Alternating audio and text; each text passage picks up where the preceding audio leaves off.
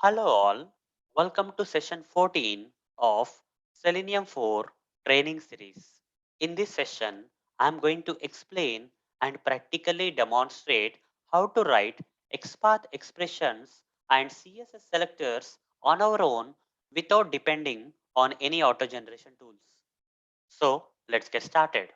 First of all, what will happen if you depend on the auto generation tools which can be used for auto generating the XPath expression and CSS selector locators for you? What will happen? What is the problem that you have to face if you depend on these auto generation tools which generate these locators like XPath expressions and CSS selectors? Let me list down the problems for you. If you completely or blindly depend on these auto generation tools for generating the locators, that is XPath and CSS selector locators, the first problem that may come across, okay, that you may come across is that at some point of time or day, okay, this auto generation tool, whatever the auto generation tool that you are using for auto generating the locators, right, if it gets deprecated or discontinued, okay, if it gets deprecated or discontinued, then what is the problem, guys? You have completely dependent on this tool, right? This happened, guys, okay, this happened previously, from long time, okay, from years this is happening. The tools are kept on changing, okay, for auto generating these locators, that is XPath and CSS. The tools kept on changing, okay. There used to be Firebug, Firepath, then different add-ons came, and but what's happening here is these auto generation tools are getting deprecated, okay. Suddenly everyone is facing the problem because they are completely depending on the tools. They don't know how to write their own XPath expressions and CSS selector locators. They are blindly depending on the tool just to save the time. That's what is the number one problem you will face, guys. So it's better to learn how to create your own XPath expressions and CS selectors instead of blindly depending on the tools like this, okay? Auto generation tools. This is the first reason, guys. Second reason is, yes, definitely the auto generation tool is going to auto generate the locators, that is XPath and CSS locators. It will auto generate for you, but it may not always generate proper locators, okay? These auto generation tools may not always generate, okay, or that is auto generate, okay, may not always auto generate proper locators for you, okay. Proper XPath expressions or CSS selectors may not be auto generated always. So it will generate for sure, but what type of, okay, whether proper XPath expressions and CSS selectors are locators are getting auto generated or improper ones, okay. Sometimes in some situations you feel that the tool is giving kind of very big, right, very lengthy XPath expressions, unnecessary kind of drama is being created by the tool. Such kind of feeling you will get. But if you are blindly dependent on this tool and you are simply using the tool for auto generation, generating the these locators XPath and CSS and using in the script, right, then you are in trouble because you don't know how to write your own XPath expressions and CS selectors, and you have to follow whatever the tool is giving. So whether it is proper or improper, you have to copy paste and use it. Okay, that's another problem, guys. So it's better to learn your own. Okay, how to create XPath expressions and CS selectors on your own. Okay, so instead of blindly depending on the tools. Fine. So sometimes guys, okay, definitely this auto generation tools, okay, whatever there is one benefit with this auto generation tools, guys. So I'm not saying that these auto generation tools for auto generating the XPath and CSS selector locators or whatever locators are not good. I am not saying, but these tools are very good because they save a lot of time for you, right? They save a lot of time. You don't have to invest a lot of time in creating the locators. That's fine. But the problem here is, though these tools save a lot of time for you, but if you don't know whether whatever the XPath expression and CSS selector or any other locators generated by this tool are in a proper way or not, okay, proper thing, you have to be in a position to judge, guys, okay, right? You cannot blindly take whatever the tool is giving, though the tool is saving your time, but here if you don't know how to create your own XPath expressions and CSS selectors, and if you completely depend on the tool, we cannot judge. Okay. So here, definitely I'm saying, guys, the tool will save your time in auto generating the XPath expressions and CSS selectors. By looking at this auto generate XPath expressions and CSS selectors, we should be in a position to judge, guys. If you are not in a position to judge, that's again problem, guys. Okay. I'm saying we have to use these tools, but For saving our time, we have to use, but at the same time, we should have the knowledge of how to write XPath expressions and CSS selector locators on our own, so that at least we can judge whether the whatever the tool generated locators are correct or not. We can judge and use in our automation scripts. Okay, so these are the main three reasons, guys, which tell you that you should not completely or blindly depend on this auto generation tools for auto generating the locators like XPath expressions and CSS selectors. Instead, along with using this tool, along with using auto generation tools, also learn how to create XPath expressions and CS selectors on your own. Then you will be in a good position. No matter how many tools change, you are in a good position because you are not dependent on the tools, right? They get deprecated, discontinued, they give proper, improper locators. Okay, you see, you can judge here. A lot of advantages are there, guys, if you learn XPath expressions and CS selectors on your own. And in this complete tutorial, guys, in this tutorial, I'm going to explain XPath expressions, how to create your own XPath expressions and CS selector locators on your own from scratch, guys. Okay, a complete detailed and scratch thing about this XPath expressions and CS selectors I'm going to cover in this session. So first, let's start with XPath expressions. Okay, first now let's start with the XPath expressions. So yeah, so what are XPath expressions? Out of all the locators we have, like ID, name, then we have class name, link text, okay, partial link text, then uh, out of all these locators we have, guys, XPath expressions are the powerful ones. Okay, they are powerful locators. Why XPath expressions are powerful?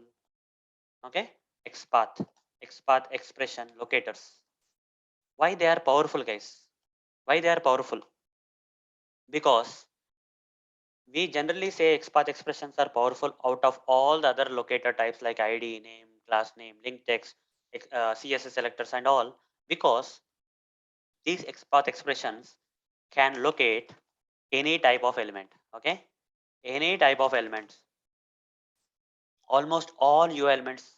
Okay, almost all U elements can be located with the help of XPath expressions. There may be some situations where there will be some UI elements which cannot be located with CSS selectors, but still they can be located with XPath expressions, guys. Okay, they are the kind of final saviors, like soldiers on the border, guys. Okay, so you see, any U element if you want to locate and you see other locators are not supporting you, then the final solution we have here is we have the XPath expressions, guys, for our rescue, where with this XPath expressions we can locate almost all U elements. Okay, they are the final saviors, we can say. That's why we say XPath expressions are powerful locators out of all the other locators we have for locating the U elements. Fine, can locate any type of U elements, and all type of U elements can be located with the help of XPath expressions, and that's why we call them as powerful. Fine. Now let's start learning the XPath expressions, guys. Okay, let's start our journey where I'm going to explain you how to write your own XPath expressions. But before you get started, guys, you need to understand that these XPath expressions can be categorized into two types. One is absolute XPath expressions and relative XPath expressions. Okay, what are the two types? There are two types of XPath expressions. One is absolute XPath expressions, whereas other side we have the other type of XPath expressions are relative XPath. In XPath only we have two types again. One is absolute and relative. So here, guys, do we have to learn both? Do we have to learn both absolute and relative? Yes. Okay. Learn. Yes, we have to learn it. We have to learn absolute XPath expression. Yes. Relative XPath also we have to learn. Yes. Okay. But in real time, do you use absolute XPath expression or relative XPath expression?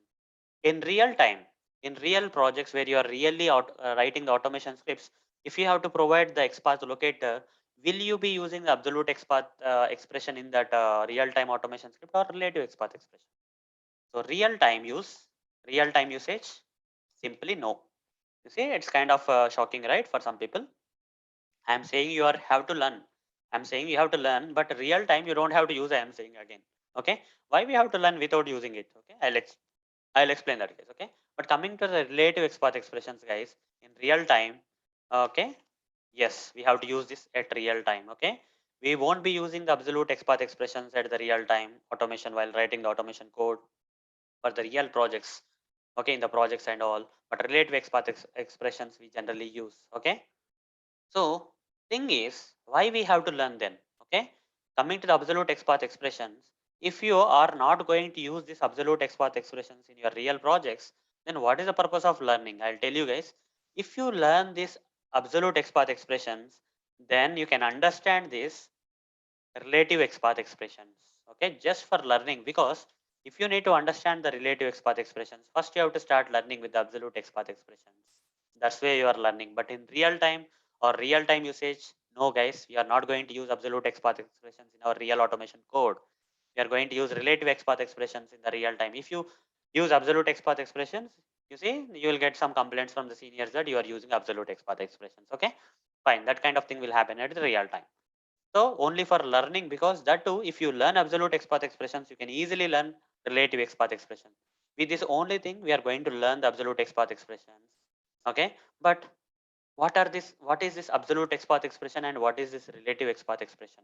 Okay, in simple words, guys, absolute means full path. When you are creating this absolute XPath expressions, you have to give the complete path. What is this full path? I'll explain in some time. Whereas relative XPath is like a shortcut, guys. Okay, shortcut path. So guys, let's say you are going from one location to another location, and you see, if you go with a full path, one path is there. If you go in the direction, it will take you 1 hour of time. But there is shortcut, guys. Okay, if you go in that shortcut, right? Okay, you will reach the destination in just 25 minutes. Okay, which one you will choose, guys? 1 hour, 1 hour long path or 25 minutes shortcut one? 25 minutes, right? Right? You go with the 25 minute shortcut. So that's what is a shortcut, guys. Okay, so there is a shortcut path. Okay, so you don't have to give the entire path here. The kind of shortcut path or relative X path we are going to use here, and this kind of shortcut paths we have to use in real time. We should not be giving the full path. There is some problem with this full path. I'll tell you slow by slow. I'll explain more about this absolute and relative X path expression. Absolute simple means full path, whereas relative means short path or shortcut path. Okay, short path or shortcut path. Okay, both we have to learn, guys, but in real time we use only the relative X path. Now let's start. Okay, let's get started with the first type of X path expression. As I mentioned here, we have to learn it no matter what, whether you use in real time or not. You have to learn this. That's why we are learning the absolute X path expression now. Okay, how to create our own absolute X path expressions, I am going to explain you now. Okay, okay, so what is the purpose of this X path then? Okay, fine. We are going to learn absolute XPath, but what is the purpose of the XPath? Why it is invented in first place? So there is something known as XML, guys. Okay, there is something known as XML. Okay, some XML documents will be there, right? If you go and search for some XML sample here, like this sample file or something, and say images or so, you'll get some images, guys. Okay, this is how an XML will look like. You see, some employee data is there, employee data, employee ID, like this. Some XML. This is what is XML, guys. Okay, so to travel to parse or to go to the required location of this XML content. For example, I want to get the salary of this first employee. Okay, I want to get the salary of the employee who is having the ID as 34594. I want to get the salary of this particular employee having the employee ID as 34594. In this case, what you generally do is, okay, we can create an absolute or relative XPath expression so that we can get the salary of this particular employee. Okay, so to travel through this XML document and get the required content out of this XML document or XML content, to get the required data outside of this XML content, we have to use XPath. This is what is XPath invented for, guys. Okay, to traverse through the XML content, it was invented, but in Selenium automation, we are not going to use XPath for traversing the XML. Okay, instead of traversing this XML document, we are going to use XPath for traversing the HTML. Okay, you see, originally XPath is invented for XML, guys. Okay, originally, simple words, XPath is a kind of language. Okay, which is actually invented for traversing this XML and getting the required content from the XML. But in Selenium automation, we are going to use XPath not for traversing an XML file.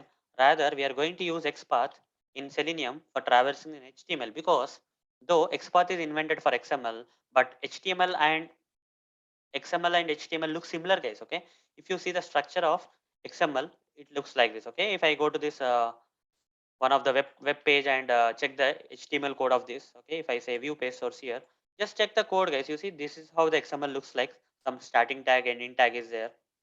Starting tag, ending tag is there. Some tags are there. Similarly, the HTML code of the web page. This is the HTML code of the web page, guys. This also has the tags only starting and they look similar, right? XML and XML content and HTML content look similar. That's why we can not only use XPath for XML, but also we can use XPath for HTML also. Okay, though XPath is designed for XML, but since the structure of the HTML is similar to XML, we can also use XPath with HTML. But for Selenium automation, we have to use XPath with HTML, guys, not XML. Okay, fine. This is what is the basic concept you have to understand. Now understand this, guys. Using XPath expressions, we can navigate, that is travel. Navigate means travel or traverse, whatever you call. We can navigate through the HTML code and locate the desired element. Okay, we can actually go to that particular element tag. Okay, by navigating or traversing to the HTML code with the help of XPath expressions. This is possible. I'll show you practical, guys. You will understand practically how to use XPath expressions to traverse to the HTML code in a while. Okay, so because XPath has this traversing capability of this HTML code or XML code, we can locate the required. We can use that as a locator for locating the required URL element on the web pages. Okay, so fine. Absolute XPath tries to locate the element from the root, case. Here, as I already mentioned, it is a full path, case. Okay, absolute means full path, complete path, starting from the first tag. It will start from the first tag, then second tag and all. It will go. Complete path will be there. Okay, starting to ending, full path will be there. Complete path or full path. Absolute means full path or complete path. Now let's do the practicals, guys. Okay, we'll start using the creating the absolute XPath expression. It will be very simple. So what I'm going to do here is I'm going to open this page, guys. Okay, so you can either open from here or you can simply say compendium dev. Okay, space basic web page. Let me search this. If I get that, that's okay. Uh, or else I will. Okay, it's not coming. So this one is coming, guys. This is also same. Okay, this is nothing but now they. Okay, this is the one. Okay, okay, the first link only. Okay, so you'll be taken to this. Otherwise, you can type the entire URL. This also will redirect you to the same page. You see, fine. Either you can click from this or you can Google search like this compendium dev space basic web page. Okay, like this also you'll get this. Okay, page. So this page I'm going to use, guys. Okay, I'm going to use absolute XPath expressions for locating the different URL elements on this page. Okay, so guys, as I mentioned, absolute XPath expression starts with the root tag. So here, what I will do here is I'll right click and say inspect. Okay, I'll simply say inspect here on this web page, the Google Chrome browser. After opening this application, I'll right click on this page and select inspect. I'll get these elements.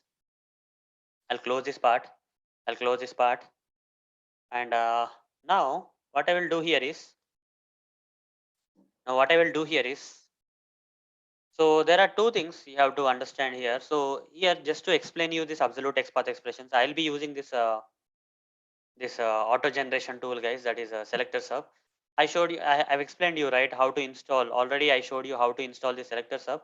So just let me cover it again. I'll remove this part. I'll remove this extension. I'll add this install this extension again. Google search for SelectorsHub, guys. Simple Google search for SelectorsHub in the Chrome browser or whatever the browser, and you'll get this. Official website of Selectors Hub. Okay, selectorshub.com. Go to the Selectors Hub website. After you go to the Selectors Hub website, on the home page of the Selectors Hub, you see a lot of other options are there. Chrome, Safari, Firefox, Edge, Opera, Brave, Chromium, and all are there. So what I'm going to do here is I'm going to select this Chrome because my browser is Chrome. I want to install Selectors Hub on Chrome. So I'll select this Chrome option. It will take me to this Google Chrome Web Store page where I can install this SelectorsHub plugin. Okay, simply I need to select add to Chrome and you'll get this dialog like add extension. SelectorsHub will be extension will be added to my browser in a while. You just see that. In a while, the extension got added to my browser, guys. Okay, I'll select this pin option so that I can access it directly. Fine. This is what is the simple process of installing the SelectorsHub extension, guys. Once you install the SelectorsHub extension, now when you browse any applications like this, okay, and right click and select inspect here, you see you are already getting the SelectorsHub option because you installed it. And select inspect here, guys. And here you will get this when you right click inspect. By default, the HTML code of this page will be displayed under the elements tab. That's fine. But I will not select these elements now. let that be like that. Okay, on the right side, if you see, there are some subtabs guys, like styles, computed, and also, and this is not the complete list guys. Okay, these are not the complete list of the subtags under the elements tags, but there are a few more other tabs, but since there is no space here, this you see you are getting these options. Okay, see more option, this one is nothing but see more option. Just click on this, you see selector sub is displayed. Okay, or you just drag it guys. Okay, if you don't want to click on this, you just need to drag this to the left side. You see, now you see the selector sub. Or sometimes by default people will have this kind of structure where you see only few tabs will be shown, and you can check the other tabs which cannot be showed as a subtags here because of the space constraints. In that guys, select the selector sub. Okay, in that uh, select the selector sub. So it's asking me to register guys. Something got changed in selector sub, we need to register it seems. Let me register. I'll enter my email address and I'll try to register. Okay, okay, I'll give my, this is optional guys. Okay, either you can give or you can say personal or something here, that's fine. I'll give some password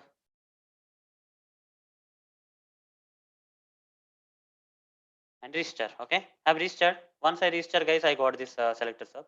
Earlier that register option was not there, now it's coming, that's okay. So simple one step you have tried that, just register there guys, so that's it. Okay, next time onwards you can log in if required. Fine. Okay, we have registered with selector sub, and you see now the functionality of selector sub is displayed here. All good. Now I don't want to use this selector sub. Okay, I don't want to use this selector sub auto generation tool for auto generating my XPath expressions or CSS selectors. Okay, I want to turn off this. You see, turn off the auto generation. Okay, because we are in a situation where we have to learn this XPath creation of the or writing of the XPath expressions and CS selectors on our own. At this stage, I don't want to auto generate. Okay, I don't want to save my time now. I'm in the process of learning this XPath expressions and CS selectors, and I want to use this selector sub tool only for learning, just for learning, guys. Okay, so that's the reason what I'm doing is I'm turning off the auto generation. So you see, no suggestions are coming. Now you see there is a text box field here, right? There's a text field here. So this text field I can use for actually practicing my XPath expressions. Okay, this text field of this add-on I can use. So if in case guys this tool is now tomorrow this selector sub got deprecated or discontinued, then where I have to practice? This text field will not come, right? In this, if the tool gets deprecated, I will not get this text box field. Okay, for now this is a better option. But if in case this tool is also not available, then you can practice. You can practice the XPath expressions and CS selectors. Select any HTML line of code here, guys, on the under the elements tab. Without selector sub, I'm showing guys how to practice. Select any line here and say Control F, guys. And in the bottom, you got a text box field. You see, find by string selector. Here you can practice, guys. Okay, here you can write some XPath expression. Okay, like this. So since I have the experience, I can write here. Okay, so like this I can practice and see whether whatever the XPath expression I created is locating the required element or not. Okay, I can do that. Okay, I can use this one, but the best option is to use this selector sub field, guys, text field, rather than going with this. Okay, if selector sub text field is available, give the highest priority for the selector sub field rather than this default Chrome's search field. Okay, so but again and again I'm saying repeating the same thing, guys. Don't depend on the tools, they get deprecated. Okay, so be sure that you have your own backup plans, right? So that's what I mean to say. Okay, you have to create your own XPath and CSS selectors, and also this text box field also may not be available tomorrow. So I am showing you the backup plan. If in case this tool is not there, then you can use here. Okay, use the default features. Okay, for now since the tool is there and we are just started practicing, that's okay, guys. I can show you in the selector sub text box field. Okay, fine. Now you see we'll start. So I'll start with this single forward slash case. Okay, so all these are the XPath expression. Okay, rules and this you are learning one more language known as XPath. Okay, as part of learning, you have to use all the symbols and all the stuff. Okay, in a while it will be clear, guys. First, you type some forward slash, guys, and press enter. What's getting located? What's getting located, guys? Something got located. What is that? Complete page. Complete document got located, guys. Okay, complete this document.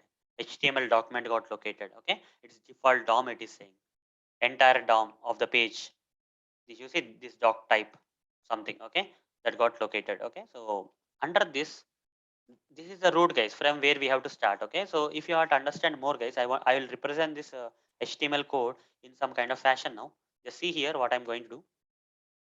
I'll simply say new and so here I'm going to represent something. So this HTML code of this page I'm going to represent, guys. Here you see first HTML is there. First we have this forward slash, guys. Forward slash is nothing but the root. You can say root.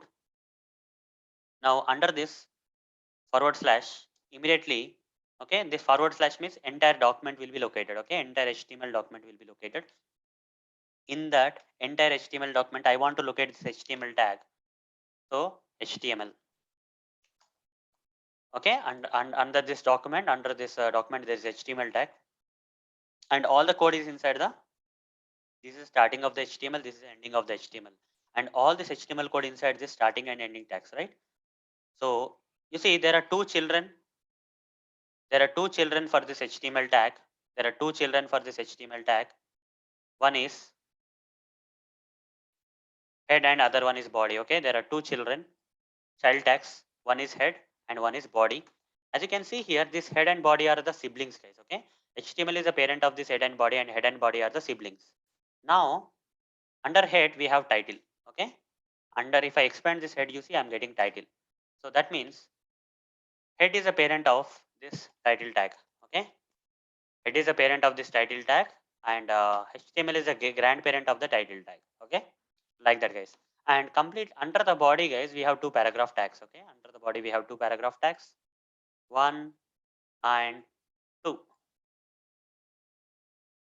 P first paragraph, second paragraph. You can see that here.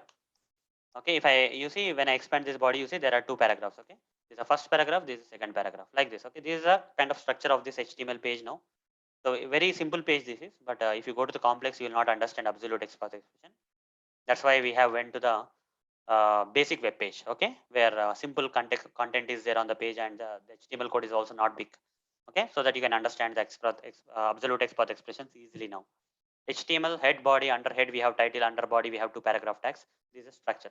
Here head and body are the siblings, whereas here under the body these two p tags are the siblings. Okay, brothers and siblings means brothers and sisters. Head and body are brothers and sisters. Here two paragraph tags are also brothers and sisters. For this paragraph tag, this is a body is a parent, and for this body HTML is a parent. For HTML, head and body are the two children, like that, guys. Okay, this is what is a hierarchy. Now guys, if you understand here, uh, when I say forward slash here, it's locating the entire HTML document, guys. Okay, but I want to locate this HTML. So after this forward slash, I have to type HTML, guys. Okay, I need to type HTML here. When I type HTML, okay, so I'll type here also. Yeah, here if you want to locate this HTML, first you have to say root. Starting from the root, we have to start typing. Okay, we have to start typing from the root. That is, first I have to type forward slash, that is root. After root, you have to give the tag that you want to locate, that is HTML, right? This is the first tag. So HTML. With this slash HTML, if I press enter, you see one element got located. What is that element? This HTML tag got located, guys. Okay, you see HTML here, XPath is equal to 1 is being added by the SelectorsHub. So to confirm that it is locating, you see the HTML page is getting located. Complete HTML page is getting located. Now guys, we have located the HTML. That's fine. Now under the HTML, I want to locate the head part. I want to locate this head. Okay, then what I have to do? Again, guys, I need to start from the root, guys. Okay, it's absolute XPath expression means full path, complete path. It starts with the root. Root is nothing but forward slash, and after forward slash, what will come? HTML will come. Okay, before head comes, HTML will come. So HTML. Okay, forward slash HTML. Under HTML, as a child, we have the head. In order to go to this child from HTML to this head, you have to say forward slash again head. Okay, this one you have to write to come to the head. Now type here, guys. I will say slash HTML slash head. You see the head tag. XPath is equal to 1 came from HTML to the head now because it is locating the head tag, guys. Okay, you see in the results also head tag is coming. So with the help of this absolute XPath expression, we are locating the head tag. Okay, and similarly, how to locate the body? Again, simple. We have to start from the root element, that is forward slash. Under that we have HTML. Under HTML we have body, guys. Okay, so under HTML we have the body. So this is how we have to locate. So here I'll say HTML slash body. Okay, it will locate. You see the body of this page. Okay, the body of this HTML page got located here. You see. whatever that is there on the body of the page got located. You see body tag got located, XPath is equal to 1. And here also body tag is coming. Now, if I want to locate this title tag, what I have to do? I have to again start from the root tag, root element, that is forward slash. Under that HTML is there. Under HTML we have head, right? Under HTML we have head, and under the head we have this title. So title is the child of the head. So again you have to say forward slash title. If you give this XPath expression here, you will see that it will locate the title. You see title tag got located. XPath is equal to 1 is with the title, and also in the result we got the title tag. Okay. So, and let's say you want to locate this paragraph. Okay. These two paragraph tags you want to locate. So for that again forward slash, first element is HTML. Under HTML we have body. Under body we have to come to this paragraph. Now if you give this kind of absolute XPath expression, it will locate these two paragraphs will be located, guys. Okay. Because both the paragraphs have the same p tag, right? So you see both the two paragraphs, you see how many elements? Two elements matching. The first paragraph, second paragraph. Okay. Two paragraphs are getting matching. Okay. Fine. Now guys, situation came where you need to locate this first paragraph. I want to locate only this. I don't want this one. I don't want. You see, with slash p, it is locating two paragraphs, but I want to locate only one paragraph, guys. What I have to do here? So guys, what I have to do is slash HTML slash body slash p of. Here you just give square brackets. Inside the square bracket, mention the number, guys. If you give one, it will locate the first paragraph. Okay, so what I'm going to do here is first paragraph means slash HTML slash body slash p. This will locate two paragraphs. And in square bracket, if I give the number one, it will locate the first paragraph, guys. Okay, you see, press enter here. It is locating only one paragraph now. You see, only one element matching. That is the first paragraph is on the UI also. It's got highlighted. What if I want to locate the second paragraph? What I have to do? Second paragraph, what I have to write is slash HTML slash body slash p of two. I have to write. Okay, I have to write. I have to mention to copy this and paste it here and press enter. You see the second paragraph got located. Done, guys. Okay. Root, HTML tag, HTML body, HTML head, full path we have to give, guys. No matter what, you have to give the full path. Okay, these are few basics of the absolute XPath expression, guys. There are few more ways I will tell you. Okay, till here we completed. There are few more examples I am going to show you. So here, guys, if you observe the HTML code of this page, if let's say if I say slash p slash HTML slash body slash p, if I say it's locating two paragraphs, but instead of giving the numbers 1 2, instead of giving the numbers 1 2, if I want to locate this first paragraph without giving this number, I want to locate the first paragraph without giving this number, then if you investigate this HTML code of this first paragraph, guys, it has some attributes, guys. ID and class attributes are there. These two attributes are there, ID and class, right? You see, with the help of this ID I can locate, guys. So what I have to do here is, if I don't want to use this p of 1, I can also write slash HTML slash body slash p, put a square bracket instead of giving number 1 here. So with the help of ID, I want to locate ID and its value. So I'll say at the rate. Before this attributes, guys, in XPath expressions, we have to go give at the rate symbol, okay? Followed by name of the attribute, that is ID. Name of the attribute is ID. And what is the value here? Para1. Copy this value.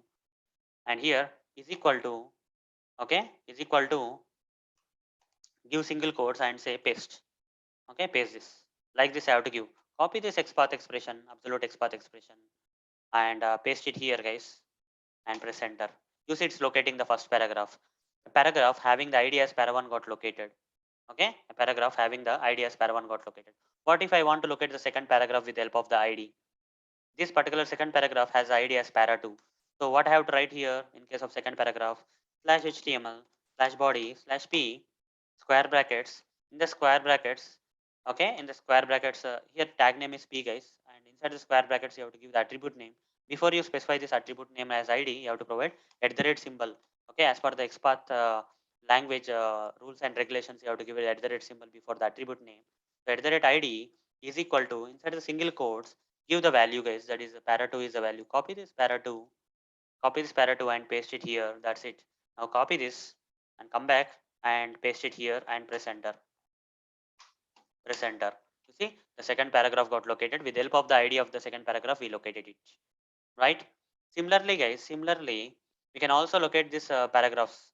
Okay, we can locate the first paragraph not only with the help of ID, but there is one class also. Another attribute is also there, that is class. So how to do that? So here I'll say slash HTML slash body slash p square brackets at the rate. This time I'm going to use class attribute class. Okay, it has unique class name attribute value. I'll copy this main, and here I'll say class is equal to main. Okay, like this. Now copy this absolute XPath expression, paste it here. You see the first paragraph will get located because this paragraph having the class as main got located. Okay, this is the way, guys, we have to write. We can say p of 1, p of 2. Otherwise, we have to say p of at the rate attribute is equal to value. Okay. Now here, second paragraph also with the help of class we can locate, guys. Okay. So what we have to do here, slash HTML slash body slash p square brackets here at the rate class is equal to what is the value, guys? Here class is sub, guys. Okay, I'll type sub here. Done. Using this absolute XPath expression, that is full path, we can locate the second paragraph. You see only one element got located, that is the second paragraph got located. Okay, so two paragraphs we have located separately. Now guys, here there's one more thing. We can use both id and class also. Okay, we can use a combination of both id and class. How that is possible? So here I'll write some absolute XPath expression for locating the first paragraph, slash HTML slash body slash p at the rate id is equal to para1. Again put another square bracket here. Okay, after this first square bracket, again immediately place another square bracket. Inside the another square bracket at the rate class, right? At the rate class is equal to, I'll say main. These two things I gave, two attributes and two values I gave. Okay, like this also we can create. So you see the first paragraph got located. A paragraph having the id as para1 and class as main got located with the help of this absolute XPath expression. Similarly here also, guys, for the second paragraph also we can do the same thing. We can use both id and class also. So slash HTML slash body slash p at the rate id is equal to para2, and at the rate, again square brackets, just provide square brackets here, and say at the rate class is equal to sub. Okay, now copy this, second paragraph will be located. That means a paragraph having id. Okay, a paragraph having both id as para2 and at same time class as sub got located. Okay, if in case one of these conditions is false, then it will not locate, guys. For example here, what if I do is, for example, I'll take one example here, guys. Slash HTML slash body slash p, I'll take id as para1. That's okay. At the rate id is equal to para1, I'll take I want to locate the first paragraph, so I'm taking id as para1. But here in the second condition, that is second square bracket, I'm saying at the rate class is equal to sub. What will happen in this case, guys? Okay, what will happen in this case? Sub is belong to the second paragraph. Okay, main belongs to the first paragraph, but id is belong id para1 belong to first, and class is equal to sub belong to second paragraph. In this case, is it possible this absolute XPath expression will locate any of these paragraphs? No, guys, it is not possible. You see, it's trying to find a paragraph. Okay, this absolute XPath expression is trying to find a paragraph which has id as para1 and class as sub. Is there any paragraph having the id as para1 and class as sub? No. Or is there any paragraph having the, you see, id as para1, here para2 is there, so no matching, right? So that's the problem, guys. Both the conditions are like they work together, guys. Okay, and operator you can say. Okay, true and true, only true, other cases false, kind of thing. Okay, it's that's why it's not locating, a zero elements matching. Okay, one of the attribute is not matching with the value. Like this, guys, we can this is what is absolute XPath expressions, guys. Okay, this is what is the absolute XPath expressions. So hope, guys, you understood this absolute XPath expressions. They are very simple. Now with this knowledge, guys, with this knowledge we can learn the relative XPath expressions. Okay, we have successfully learned the absolute XPath expressions. Now since you learned the absolute XPath expressions, guys, I'll tell you where we have to use this SelectorsHub. Okay, so this extension is there, right? We should not be depending on these tools, but then these tools will definitely save your time, guys. Okay, this kind of simple web pages we can write our own XPath expressions. But if I take you to any complex application like this, okay, simple web application, you can write your own XPath expressions and all those stuff without any problem. But if I take you to this kind of complex application where a lot of things are there, and you have to create an absolute XPath expression, you have to create an absolute XPath expression for this button to locate this button. Let me right click and inspect this button, guys. You see, it will be very big. I have to start with the root. Okay, let's try to create that. Slash under slash what is there? HTML is there. Slash under HTML. You see body. We have to go to the body, right? We have to go to the body.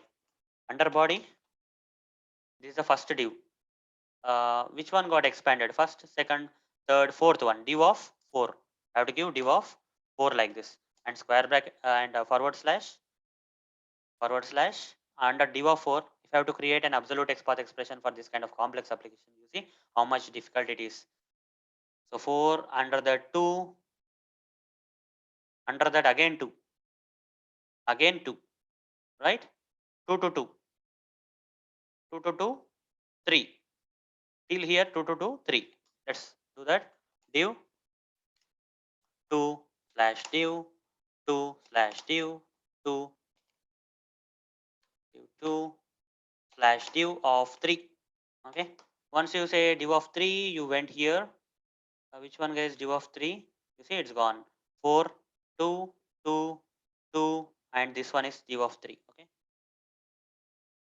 This is nothing but the div of 3. Under that again we have 2, 2, 2 to 1. This is 2, this is 2, and this is 1. 2 to 1. Div of 2, div of 2 slash div of 1. Okay. Div of 2, div of 2, div of 1. Under div of 1 again div of 4 is there. Div of 4. Okay. This one is div of 4. So 4, 4 to 1. 4 to 1. 4 to 1 guys. Okay. Till here. 4 to 1. 4 div of 2 slash div of 1 slash. You see how much big it is coming, right? Under that we have this aside, right? Here we have aside. So slash aside slash under aside we have this div again, div of this div of 1 again. I'll say div of 1, and under the div of 1 we have 1, 2, 3, 4, 5, 6, 7, 8, ninth one, right? Ninth one, div of 9. I have to write div of 9 slash div of 9. Under div of 9 we have the first div. Under the first div we have this button slash div of 1. Under that div of 1 we have this button guys. I'll say slash button. If I copy this, let's see whether we are lucky or not. We'll see. SelectorsHub and paste this and press enter. You see still we are not able to find. We thought that we have given a proper absolute XPath expression, but you see the application is kind of complex guys. I don't know why it is not locating. Okay, even after giving this much, it's not locating. So this is very difficult, right, to create this kind of. For example, if I say div of 9, what got located? 0 elements it is saying. Maybe from aside it got changed guys. Okay, maybe aside is causing some problems here. Okay, no, nothing is getting located. There's some problem guys, we don't know what is the problem. So it's very difficult guys. In real time, if you create absolute XPath expression for this kind of complex applications, it's different. So in this case guys, we have to use SelectorsHub guys. Okay, if in case you want to generate auto generate the absolute XPath expression, then you have to use SelectorsHub. So let's enable this auto generation, and I'll right click here and right click. Either from here I can take it, or I can also say right click on this button and SelectorsHub. I'll say copy. Where is absolute XPath? Copy. ABS means absolute. Copy this. Okay. Now come here and paste it here, guys. Let's see what is the difference. Where we have done mistake. HTML of 1, body of 1, div of 4, div of 2, div of 2. Okay, div of 2. Here div of 3 is there, but we have given div of 2. That's the problem it seems. Okay. Here div of 2 we have to give. It seems there is some mistake we have done at some point of time. Okay, aside of 1 and everything is same. Just one number we got mistakenly given. So this is fine guys, this is fine. This is fine. So here we, with the help of the SelectorsHub kind of auto generation tools, we can auto generate the absolute XPath expressions. Okay. So we can either copy them from here, or you can right click here and SelectorsHub, and here also copy. Okay. From here also we can copy, or you can copy from here also absolute XPath expression. You see from here also we can copy. Okay. Just scroll down here and you'll find it. Copy. Or there's an option here guys. Okay. So click to expand. Okay. Select this option guys. So you can see all this list. Okay. You don't need any scroll bar. Now just expand this and see. You see you'll find all the things here. Okay. You don't have You don't have to scroll, guys. Okay. Right click inspect. Now you see absolute XPath expression got created. Okay. Now we'll do one experiment, guys. Okay. There is one more thing you have to learn here. So what is that I want to learn is I'll just copy paste this one. I'll copy paste the absolute XPath expression of this particular button. You see, if I give this absolute XPath expression, press enter, you see one element is matching, that is nothing but this button, right? We are able to locate this button with the help of this absolute XPath expression. So here the button is there on the which side?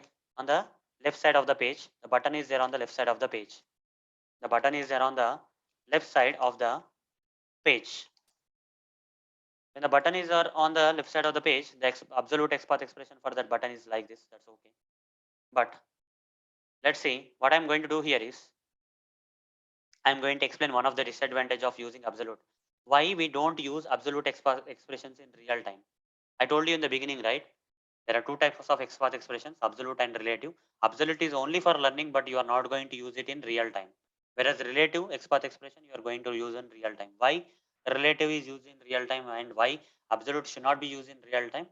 So for that, guys, the answer here is there are some problems with the absolute XPath expressions. Okay, if you give the full path, if you give this kind of full path, okay, what is the problem? What is the problem if you give the full path?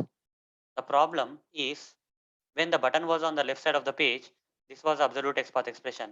Now, for a small change that happens on the application where I'll simply, as a developer, I'll move this button from the left side of the page to the right side of the page. Okay, same button, guys, but the button is getting moved from the left side of the page to the right side of the page. See what will happen. Okay, so for this, I need to do something. Give me a second. So what I'm going to do here is as a developer of this application, guys, here you see, if you are the user of this application, you cannot move this, right? Normal user of this application, you cannot move this button from the left side of the page to right side of the page. Since I am the developer of this application, I can easily move this button too from the left side of the page to the right side of the page. Okay. So here is a interface I have, guys, which I can use for doing some changes here. So I'll go to this layout and in the layout, there are some sections here. You see, there is a button. You see, this is a button, guys. I was talking about this button two is this one. I'm just dragging it, moving it to the right side. Okay, and the button was on the left side. This was the absolute XPath expression we got. Now I moved the button from the left side to the right side of the page like this. Now after saving this, guys, okay, if I refresh this page here as a normal user, I'll not see the button 2 on the left side. You see button 2 is now on the right side. Okay. When the button 2 is on the right side, if I create an absolute XPath expression, inspect this and go to SelectorsHub and auto generate the full path, absolute XPath. Copy this absolute XPath. Okay. And come back here. When the button is on the right side of the page, the button is on the right side on the page. What's happening? You see the XPath expression got changed. HTML of 1, this is fine, this is fine. Div of 4 is fine, div of 4 is fine, div of 2, div of 2, div of 2, div of 2, div of 2, div of 2, div of 2, div of 2, div of 2, div of 2, div of 2, div of 2. This div of 1, div of 1, div of 4, div of 4, but here div of 2, but here div of 3. You see root got changed. The root got changed, guys. Here div of 2 is there earlier when the button was on the left side, div of 2 is there in the path, full path. Whereas after changing the button to the right side of the page, I got div of 3. With this small change, guys, what will happen here is with this small change, the older absolute XPath expression will no more locate the button. Okay, this older absolute XPath expression will no more locate this button. It will not locate this button too, guys. That's the problem. It got expired now, right? That means for the small changes you do on the application, like simple like moving the button from left side to the right side, you see the older absolute XPath expression now got deprecated or outdated now, and when I recreate the absolute XPath, I got this latest XPath expression, which is kind of different from the older one. That means if I use this absolute XPath expressions, okay, then what is the problem? If it changes, what is the problem? You see, on day one, when you started writing the automation scripts, and if you have used this kind of absolute XPath expression for locating the button, for clicking on the button to and all in the automation script, okay, if you use this particular XPath expression for finding the button and clicking, performing some operation on the button, next day the developer has changed this button, moved this button from the left side to right side, then what happened, guys? Now, next day, your automation script will fail because your automation script is actually using this absolute XPath expression. Okay, but this absolute XPath expression is not working now because it got changed a bit now. After the button got moved to the right side, it got changed. That means every time there are some UI changes on the application, the possibility of updating these locators is very high. If you are using absolute XPath expressions are not reliable. They keep changing. Okay, for small changes on the application, they keep changing, guys. Okay, so that's the disadvantage with absolute XPath expressions, guys. Okay, we don't want kind of locators which keep changing, and every time that will add a lot of maintenance, guys, right? If I want to run my automation, because I will be running my automation scripts every day, guys. Okay, but every day if I have to go and right, for small changes I have to update the locators, means absolute XPath expression locators, means that is a very big, difficult task for me. Maintenance is high, right? Maintenance will be high for the project. So that's the reason, guys, we cannot depend on this absolute XPath expression. For a small change, the path is getting changed. Okay, somewhere in the full path, some path is getting changed, and the older one is getting outdated, and we have to get the latest one. Again, we have to update the automation script. There is a lot of rework. So this is what is the problem with the disadvantage of using the absolute XPath expressions, guys. Okay, so for small changes on the UI, absolute XPath expressions change. They are not reliable, and we cannot depend on them. Okay, they keep changing. That's the problem. Full path, that's the problem, guys. Okay, so that's where, guys, relative XPath expressions came into picture. To solve this problem of the absolute XPath expressions, we have relative XPath expressions. I'll show you. Okay, I'll show you how relative XPath expressions are better than absolute XPath expressions in this kind of situations. Even though the button changes from the moves from the left side to the right side of the page, still the relative XPath expression is same, will be same, guys. Okay, I'm going to prove you that after I explain all the concepts of the relative XPath expression and practicals about the relative. I'll show you that thing. Okay, till then, guys, okay, let's not worry about that. Now with this, guys, we are done with the absolute XPath expressions. Okay, so let me move this button back to the original state as a developer. Okay, now if I refresh this page again, the button will be on the left side of the page. Now you see the button is now on the left side of the page. That's fine. Great. Now, guys, let's learn the relative XPath expressions. The time has come for us to start learning the relative XPath expressions. So let's get started with the relative XPath expressions now. So unlike absolute XPath expressions, relative XPath expressions tries to locate the element directly, guys. Okay. Absolute means full path, whereas relative, you don't have to give the entire path or full path, guys. Directly we can locate the elements. How that is possible, I'm going to show you practically here with these examples. Okay, we're going to go to the same web page where we have practiced absolute XPath expression. The same web page, guys, compendium dev basic web page like this. We'll go to this web page. Okay, sorry, I just went. Yeah, this one, basic web page, and I'll say right click inspect.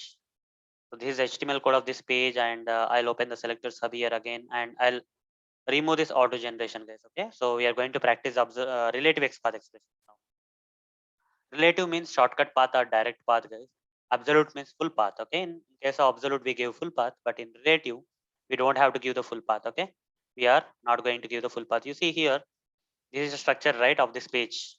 Okay, as already drawn, as per the HTML code of this page, this is how it looks like. This HTML page looks like. So, guys, we'll start with locating this HTML. If you want to locate this HTML, guys, simply say /HTML. That's it.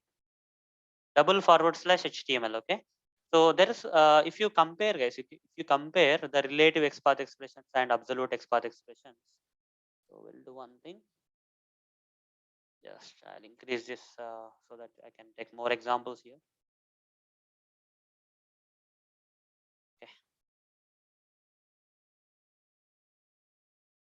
fine. Yeah, fine. Let's move on to this normal view. So, guys, here, if I have to compare the absolute XPath expressions with the relative XPath expressions, then you just understand here one absolute XPath, and here we have relative XPath. Okay, absolute XPath expressions and relative in absolute XPath expressions, they start with so otherwise it's a full path, guys. Simple terms, it's a full path, complete path, whereas relative means shortcut path or direct path. Okay, direct path, full path will not be there. And As you already mentioned, absolute XPath expressions are only for learning only, whereas relative learning plus real time use also. Okay, real time use, but here no real time use, only learning. We already learned anyhow. Now we are learning the relative also. Okay, and absolute XPath expressions start with the forward slash, single forward slash, whereas relative XPath expressions start with double forward slash. Okay, so that's why guys, in this example I am showing this is absolute XPath expression, whereas relative XPath expression looks like this. Okay, let's type this double slash HTML here, the same thing.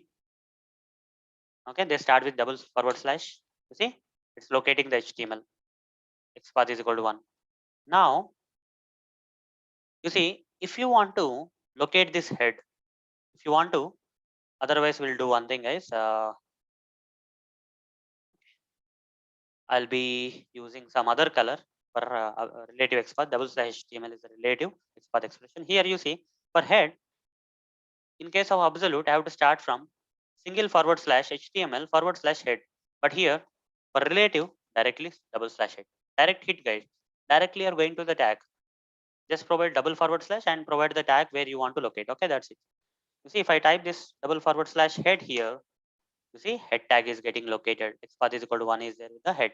Head tag got located here. Similarly, if I want to locate this body, tell me guys, I don't have to start from the root, then HTML, then slash, then body. Directly double forward slash body, right? Double forward slash body. Copy this and paste it here and press enter. You see, body section got located. That's fine. Now under the head, if I want to locate the title, under the head, if I want to locate this title, I add an absolute XPath expression forward slash HTML, then forward slash, then child tag, then forward slash, then child tag of the head tag. Like this, you have to go. But in case of relative XPath, double slash title, that's it directly. Go to the title with double forward slash. Copy this and come here and paste and run this. You see, title tag will be located. You see, title tag XPath is equal to 1. Title tag got located in the results. You see, one element. Similarly, if I want to locate this paragraphs, two paragraphs, instead of writing like this, I'll simply say double slash p. That's it. Paragraph tag, double slash p. Copy this. Run this. You see, both the two paragraphs got located with the help of relative XPath expression. This is not the complete path. This is a shortcut or direct path. And in this, if you want to locate only the first paragraph, give p of 1, right? Here, give double slash p of 1. This is one way. For this one, you have to give double slash p of 2. Okay. So if I give p of 1, you see first paragraph. If I say p of 2, this will locate the second paragraph. You see second paragraph. Or if I don't want to use this values like 1 and 2, if I want to locate this paragraphs with the help of this ID and attributes and all, so simply what I have to do? Simply I have to say double slash p square bracket. What is the attribute name? ID, right? At the rate ID is equal to single quotes. What is the value of this ID? Para 1. Give the para 1, guys. Copy this. Copy this and paste it here and press enter. You see, the first paragraph got located. Similarly, this paragraph I want to locate, the same paragraph I want to locate with the help of not ID but the class. So in that case, I'll say double slash p at the rate class is equal to main. Okay, class is equal to main, right? Main. So this one, if I copy paste here, run this, you see the first paragraph got located. Done. If I want to use both para and class together to locate, so in this case, instead of giving from root element double slash p at the rate id is equal to para 1 square bracket at the rate class is equal to main. Like this I have to write. Okay, class is equal to main. Copy this and paste it here and run this. You see the first paragraph. Similarly here also for second paragraph also same thing. Double slash p at the rate id is equal to para 2. Okay, para 2. This is the way. This is a relative XPath expression. Here double slash p at the rate class is equal to sub. Here double slash p at the rate id is equal to para 2 at the rate class is equal to sub. Okay, like this we have to write the relative XPath expressions. So hope guys you got some idea of what exactly are the relative XPath expressions. Okay, so with this guys we also have practiced the relative XPath expressions, but this much is not enough. Okay, if you want to, because in real time we are going to use relative XPath expressions. These examples are only for learning guys. Okay, just to get started with the XPath expressions, these are the examples. Now you got a feel of what exactly are the relative XPath expressions, right? Now with these examples, you got a feel of how to write the relative XPath expressions. Instead of you providing the full path, you are directly going to the tag name saying /p, right?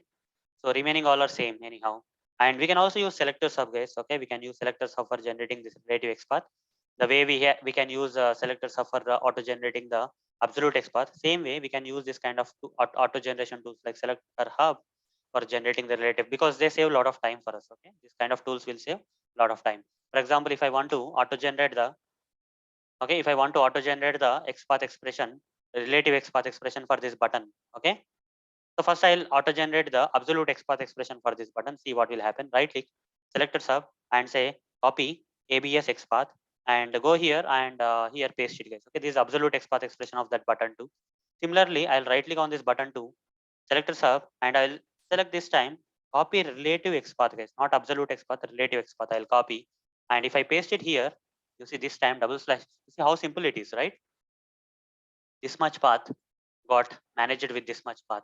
You see how simple it is. Double slash button at the rate ID is called BUT2. That's it, done. You don't have to write this much bigger absolute, and that too, there's a problem that this path will change. Okay, for simple UI changes, this path absolute XPath expression will change, but relative XPath will not change this. Okay, I'll show you now. So this relative XPath, this is the relative XPath expression I have captured when the button was on the left side of the page. Okay, left side button. This button to when it was on the left side of the page, I got this relative XPath expression captured. Now I'll move the button to the right side of the page. Okay, and see, let's see whether there is any difference or not. Okay, I'm going to move this button to the right side of the page and save this. Even though I'm moving the button to the right side of the page, I will refresh this page, guys. I'll refresh the page and I'll go and right click on this. Yeah, this is a button. Right click and select a sub and say copy relative XPath again, and come here and paste, guys. You see, are there any differences between this when the button was there on the left side of the page on the UI and right side on the page on the UI? No difference, guys. This is what the advantage I'm telling you. So if you have, you see, on the day one when the button was on the left side, if you have used this particular locator for locating that particular button in your automation scripts, and next day UI developers have changed some code on the page, and because of the changes the button moved from the left side to the right side, but still after moving also, okay, the relative XPath expression didn't change. So my script will still run in the second day, third day, even the UI changes are happening. But unlike absolute XPath expressions, relative XPath expressions are kind of very reliable. Okay, they don't change easily. That's why, guys, in real time, we should not prefer absolute XPath expressions. We have to prefer or use only the relative XPath expressions, okay, during automation. That's what is the advantage of relative XPath expressions, guys. For small changes, relative XPath expressions will not change, and that will reduce the maintenance of your automation scripts. Okay, but if the XPath expressions are breaking like absolute XPath expressions for small changes on the UI done by the developer, then you see the maintenance of the automation project will keep on increasing, right? Every day you have to update the XPath expressions in your automation script, so the scripts will run. But in case of relative XPath expressions, that problem is not there. So for small changes, relative XPath expressions will not change, and we don't have to update our XPath expressions every day in our automation script. Maintenance of the automation scripts will get reduced. So this is what is the advantage of the relative XPath expressions over the absolute XPath expressions. Now, guys, the time has come for us to practice a good number of XPath expressions, okay, to get a kind of confidence on this relative XPath expressions. Okay, I have collected a lot of examples, guys. Okay, so with by practicing these examples, we'll know the complete XPath language. Okay, so complete XPath language will know whatever the how much of language that is required for for automation purpose of Selenium, right? That much I captured here. Okay, this many examples are there. So, and on the top of that, some advanced concepts are also there in XPath, like XPath functions, XPath access, and all those stuff. Okay, so till here are there. So we'll continue, guys. Okay, we'll continue with this session where we'll be now first looking into this examples, guys. Okay, after examples, we'll go to the advanced topics of XPath expressions. Okay, so let's get more confidence with XPath expressions, relative XPath expressions by practicing these examples. Fine, guys. So let's start. So let's start with the first one.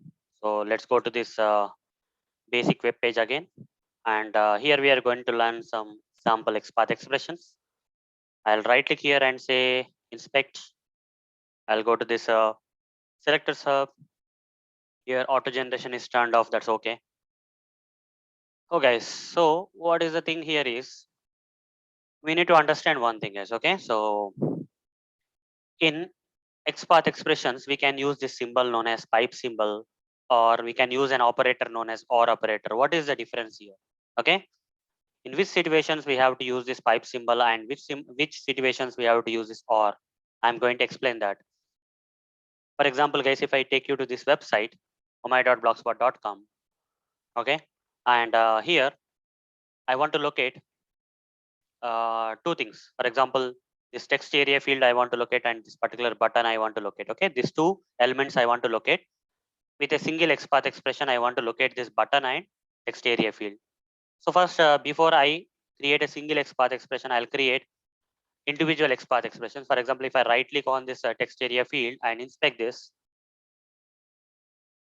go to SelectorsHub, and this is the HTML code, guys. This is the HTML code. When I inspect this text area field, you see the HTML code of the text area field got highlighted. By looking at this HTML code, I can create an XPath expression. I'll type here itself in the text area field. So here text area, right? Double slash, okay? Double slash text area you have to write, okay? This is a relative XPath expression. And this particular text area field has an ID attribute. So I will use square brackets. In the square brackets, I will say at the rate ID is equal to single quotes, and I'll give you this value guys, TA1 I'll give, okay? Copy this value and paste it here. So using this XPath expression, we can locate this text area field. If I paste this and press enter, you see the text area field got located, right? This particular text area field got located. So this is the XPath expression for locating this text area field. So I'll write this XPath expression here for now. Okay, I'll write this text area, XPath expression for this text area field here. And now I want to create an XPath expression for locating this button. Okay, this particular click to get alert button. I'll right click on this click to get alert button and select inspect option. By looking at this HTML code of this button, guys, this is the HTML code of this button. By looking at this HTML code, I'll create an XPath expression double forward slash. Here the tag name is input. Is you can see here input is the tag name for this button, and it has some ID, guys. So square brackets at the rate ID is equal to single quotes, and I'll give this value alert1. Copy this and paste it here. That's it. Copy this and paste it here and press enter. You see, with this XPath expression, we are able to locate the button, right? The button got located, as you can see here. Okay, the button got located. Copy this, only one element, that is the button got located. So this is XPath expression for button. Now, here I have to create individual XPath expressions for locating either the text area field or button. But now my requirement is I need to create a single XPath expression which can locate both this button and text area field together. So this will locate the text area field. This will locate the text area field, whereas this one, okay, whereas this one is locating the this button, right? So I'll place it side by side like this, and in between that I'll provide a symbol known as pipe symbol. Okay, in between this XPath expression and this XPath expression, I'll put a symbol known as pipe symbol, and this together will become a single XPath expression now. Okay, with the help of this pipe symbol, either this one or this one kind of, okay, or it is acting like a or only. Okay, so copy this, come back here and remove and paste it here and press enter. You see, with this clubbed multiple XPath expressions with this operator known as pipe symbol, you see both the text area field and this button got located. Two elements got located. One is text area field, other one is the button, right? So this is what is the purpose, guys. Can I use R here? In this case, can I use or? In this case, you cannot use or, guys. In which cases you will use or, I will tell you. Okay. With this case, you cannot use or operator. Okay. Only pipe is possible, and this way of writing is possible. Now I'll take one more example here. So I will locate these two paragraphs individually. So first paragraph, if I have to locate, so that is nothing but double slash p at the rate ID is equal to para1. This will locate the first paragraph. So this one is for locating the first paragraph, and whereas for locating the second paragraph, I will say double slash p at the rate ID is equal to para 2. Okay, this is for locating the second paragraph. Copy this and paste it here side by side. Here also I can use the pipe operator. If I want to locate the two paragraphs at a go instead of individually, if I want to club these two XPath expressions into a single XPath expression, I can use this pipe symbol. That's fine. Copy this, guys, and paste it here. And this case, along with this pipe operator, when you club these two XPath expressions, this particular XPath expression can locate these two paragraphs. You see, two elements, that is nothing but two paragraphs. For paragraph 1, paragraph 2 got located here on the screen, right? Now, but in this case, guys, I can use not only this pipe symbol, but also OR operator I can use. Why? Because if you clearly observe the left side XPath expression and right side XPath expression, both expressions have the same tag name, that is P. Since both are same, I'll simply optimize this XPath expression like /P is common, right? This XPath expression and in this XPath expression, /P is common. So that common thing I'll write here and I'll start and open the square brackets. Inside the square bracket, I'll say @id is equal to para1. Okay, I'll take this and put it here. Now, give a space. I'll say or this portion I'll take now like this. Okay. So or operator can be used like this case. Okay, because the tag name is same for both XPath expressions on the left and right side of this pipe symbol. I can use or operator here. /P inside a single square bracket @id para1 or @id is equal to para2. So like this, guys, I can use the or operator. You see, still it is locating the two paragraphs, paragraph 1 and paragraph 2. But I cannot use this or operator with this first example, where on the left side we are locating the text area field and on the right side we are locating the input tag. Why? Why we cannot use? Because this tag name and this tag name are different. So I cannot create a common tag name, right? Like /P, I cannot create a common tag name. So in this case, or operator is not possible. Only pipe is possible. In this case, the case of /P expressions, pipe and both are possible. Okay. So hope guys you understood when to use pipe and when to use R. In case left side and right side we have the same tags, then we can use the R operator. But on the left side we have another tag and the right side we have another tag. In that case, we cannot use this OR operator. Only pipe is possible in that case. Okay. So these are few operators, guys. Okay. So a lot of things are there in XPath expressions, guys. Till now we have seen a lot of symbols. What are the different symbols we have seen? Single forward slash for absolute XPath expression, single forward slash, double forward slash for relative XPath expressions, and symbol we have to use before the attributes in XPath expressions. Then we have seen the square brackets inside which only we'll provide the attributes and values. Okay, square brackets, and also we can provide the numbers also. That is a square. These are all the symbols we are seeing so far. And also on the top of that, we have seen the pipe symbol and or operator now. Okay, this many things we have seen so far. Now, guys, let's go with the next list of XPath expressions. Okay, let's go with the next list of XPath expressions. So before that, guys, I just want to see because I forgot to move this back to this position. Okay, so let me move this enabled button back to this position and save this. Okay, I forgot to do that. So fine, refresh this page. Now we'll get button 2 on the left side. Okay, the button 2 will be displayed on the left side of the page now. Okay, done. So original thing came up. Okay, I'll close this part. This is no more needed. Fine. Fine, guys. So let's move on with the other examples of the XPath expressions. So in this web page, that is omai.blogspot.com, we are going to practice few XPath expressions now. Okay. So firstly, you see, guys, you already know that on this page there are different things, and most of the things have the input tag. For example, if you inspect this text area, this text box field, right click on this text box field and observe the HTML code of the text box field, guys. You see input tag is there. Similarly, inspect the search button, right click, inspect the search button. The search button is also having the HTML code. In that input tag is there, but type is submit. Whereas here, for text box field, type is text, right? And similarly, this radio buttons, okay, inspect the one of the radio button. That radio button is also having the input type, okay, input only. This female radio button also is having the same input. Now, what else? This checkbox fields, inspect one of the checkbox field. You see, it even has the input only. Okay, a lot of things have the input tag. That means there are a lot of elements on this page which have the input tag, guys. But I want to find them. I want to find all the elements on this page which have the input tag. Okay. what are the different UI elements on this page, we have the same input tag. So for that guys, simple, we have to write double forward slash tag name, that is input. Okay, this simple XPath expression can give you all the, will highlight all the UI elements on this page. We have this tag name as input tag. Okay, let's cut this from here and I'll right click somewhere on this page, inspect. I'll go to the SelectorsHub and paste this double slash input here, double slash and press enter. You see how many elements on this page have the input tag in their HTML code.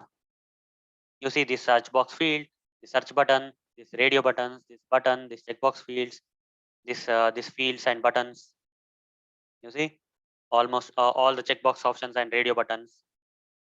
You see here all these four things, and this choose file, and click this one, and this fields, this field. Okay, this field. So this many 34 elements are there on the page guys, which have the tag name as input. So that's why when you say double slash input, all the HTML elements on the page which have the input tags in their HTML code got highlighted. That is total 34 on this page. Fine. Now I want to find the first one guys. Okay, I want to find only the first one. So if there is a problem here guys, if I write something like this, okay, if I want to find the first one out of 34, if I want to find the first one, if I put a square bracket here and say 1, this will not give me the first one guys. There is a problem. Why? I'll tell you. Okay, if I say double slash input of square bracket of 1, there are 34, right? I'm just thinking that if I provide this double slash input of 1, I'll get the first only one first U element will be located with which is having the input tag. I'm just thinking, but if I do so, I'll not get the correct output. I'll not get only one guys. I will get 23. How? I thought only one will come, but 23 elements are having the. I gave this number with an intention that the first element, UI element having the input tag will come, but here 23 elements are coming. What is the reason behind that? So they are coming with a different logic, guys. The thing here is, for example, take anything, guys. For example, take this part, inspect this. Okay, so you see under this TD tag, this is the first input tag. Only one input tag is there under the parent TD tag. So this is the first position, so it's coming. Similarly, if I inspect this button, guys, okay, this button, inspect this button. So this button is also is getting highlighted. In this case, when you say double slash input of 1, this button is also getting highlighted because this button is a first child tag of this parent TD tag. Okay, it is in the first position. That's why it is also getting highlighted. This is what is the meaning, guys. Okay, so let's go down and see.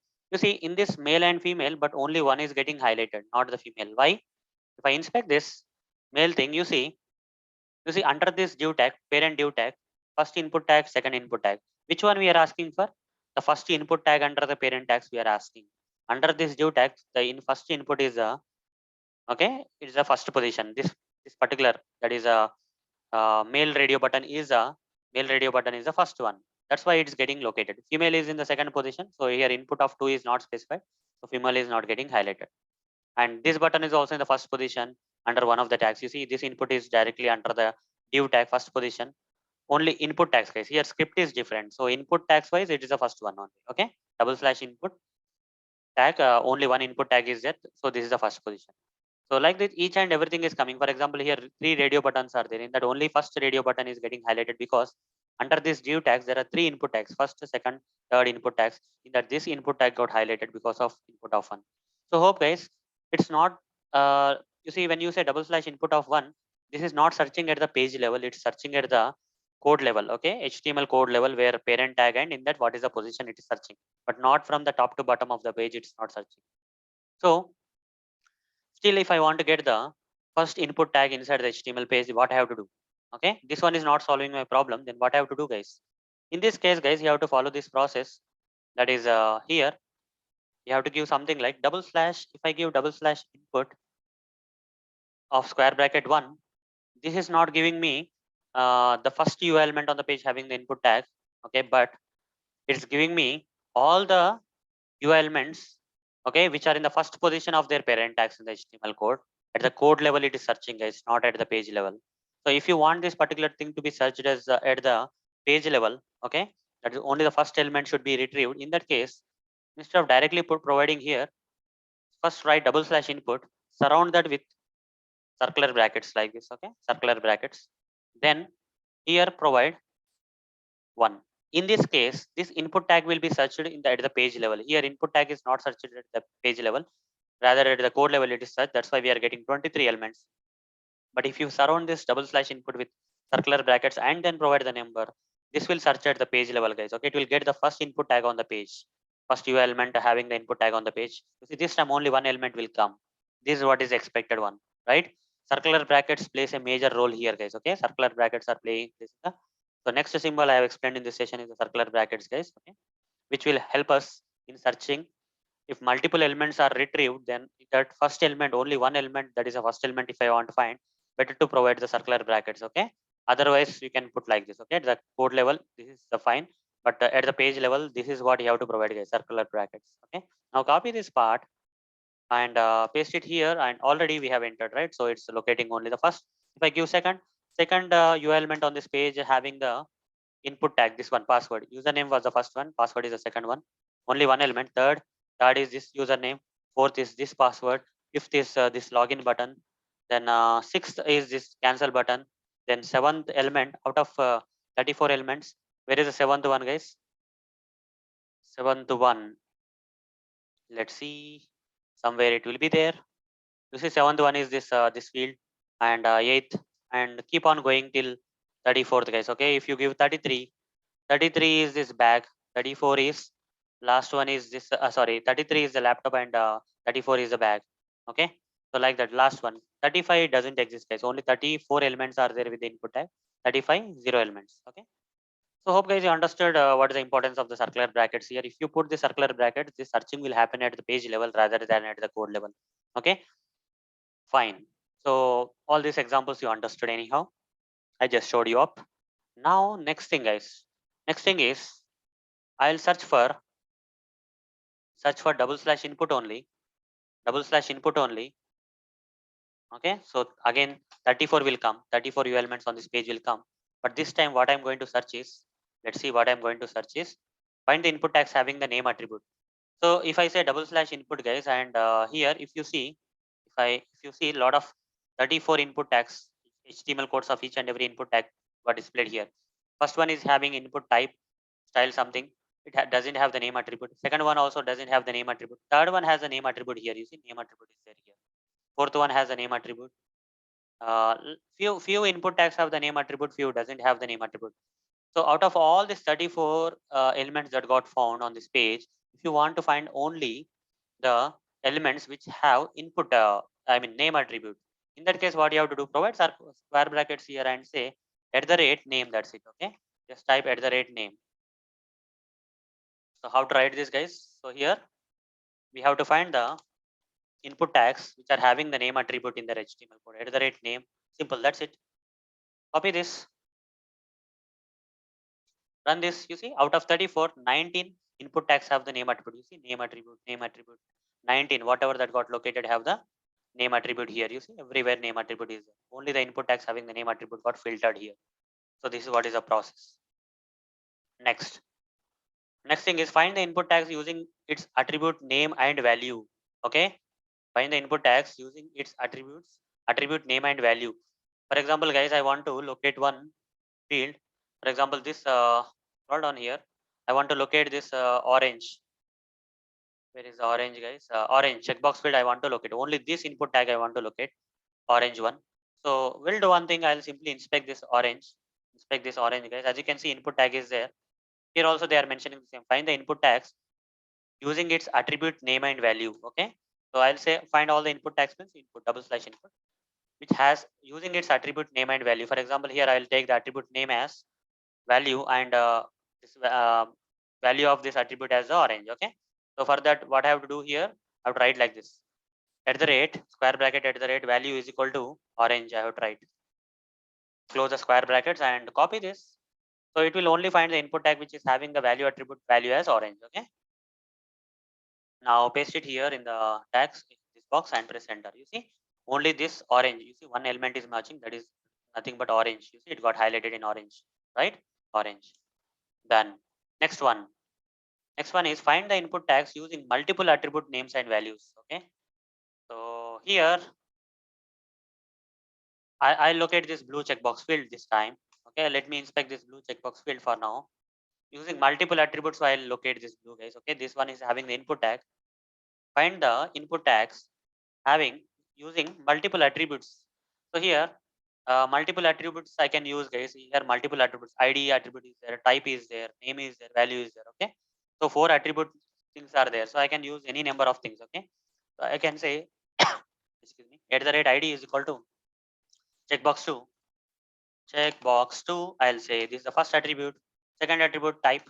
Okay, I can use 1, 2, 3, 4. Any number is fine, guys. Okay, based on your requirement, you can use any. At the rate type is equal to checkbox.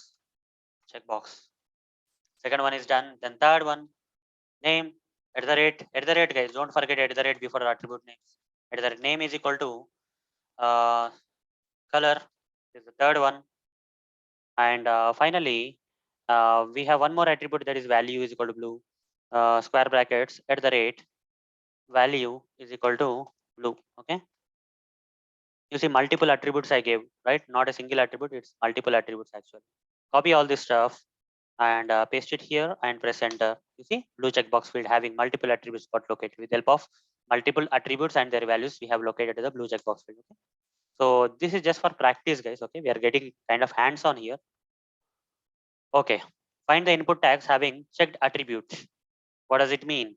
Checked attribute. Okay, find the input tags double slash input having the attribute as what? Attribute name is checked. Okay, the name of the attribute is checked. So here I will say double slash input at the rate checked. Okay, that's it. Close. This is the name of the attribute. It's they are asking double slash input. Now, if I go to this application and run this, let me clear this and run this. You see, there are 3 elements on this page which are having the input tag and the attribute name as checked. So what are they? If you clearly observe, guys, one of the thing is this orange, which is in selected state, and also the next one is this car, which is also in selected state. Laptop also in selected state. That means, okay, if you inspect any, that means, guys, if you inspect any radio buttons or checkbox fields which are in selected state, okay, for example, this orange checkbox is in selected state. Let me inspect that. You see, there is an attribute known as checked attribute, right? If I remove this attribute, you see the orange got deselected, right? Orange got deselected. Again, if I add checked here,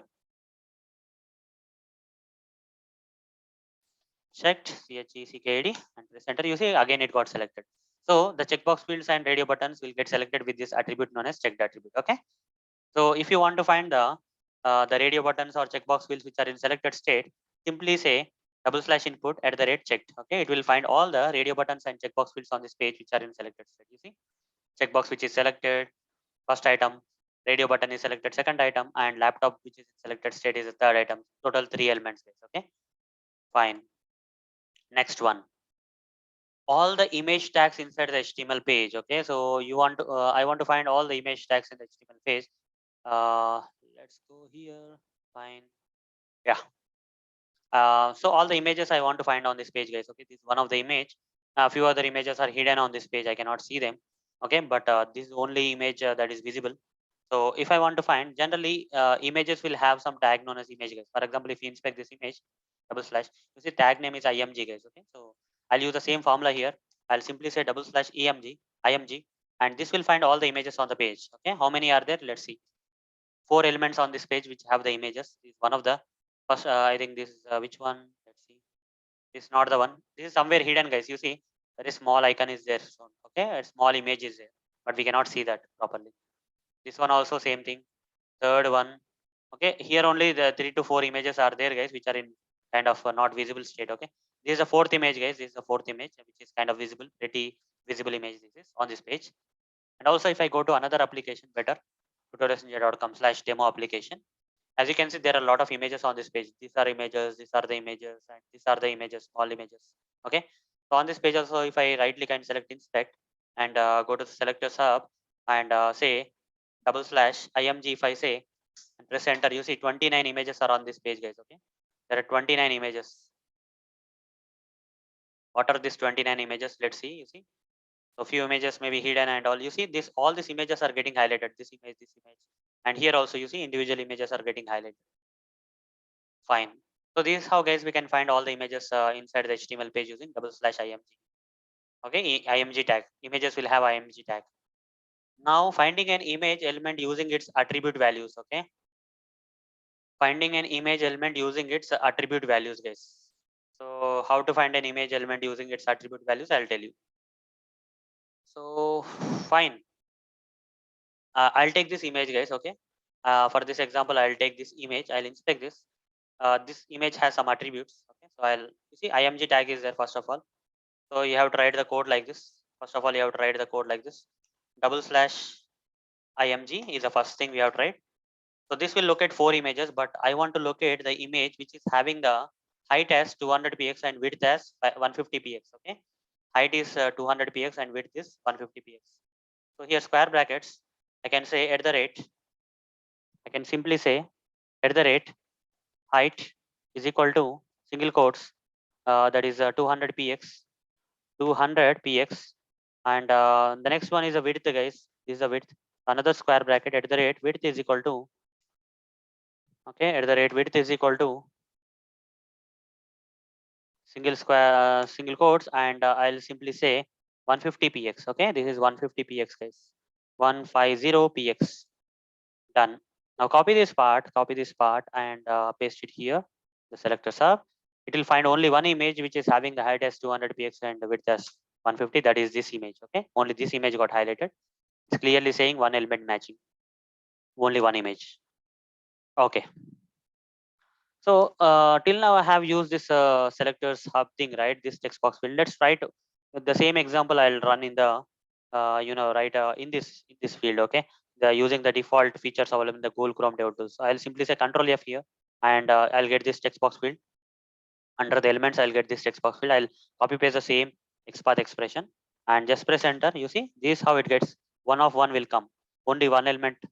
Okay, only one element. If multiple elements are there, it will say 1 of 13, 1 of 2, 1 of 5, like that. Okay, it's 1 of 1, and this is HTML code, and which this XPath expression is locating this HTML code of. Okay, this HTML code is when I hover the mouse on this yellow color HTML code, you see on the UI the image is getting highlighted, right? The image is getting highlighted.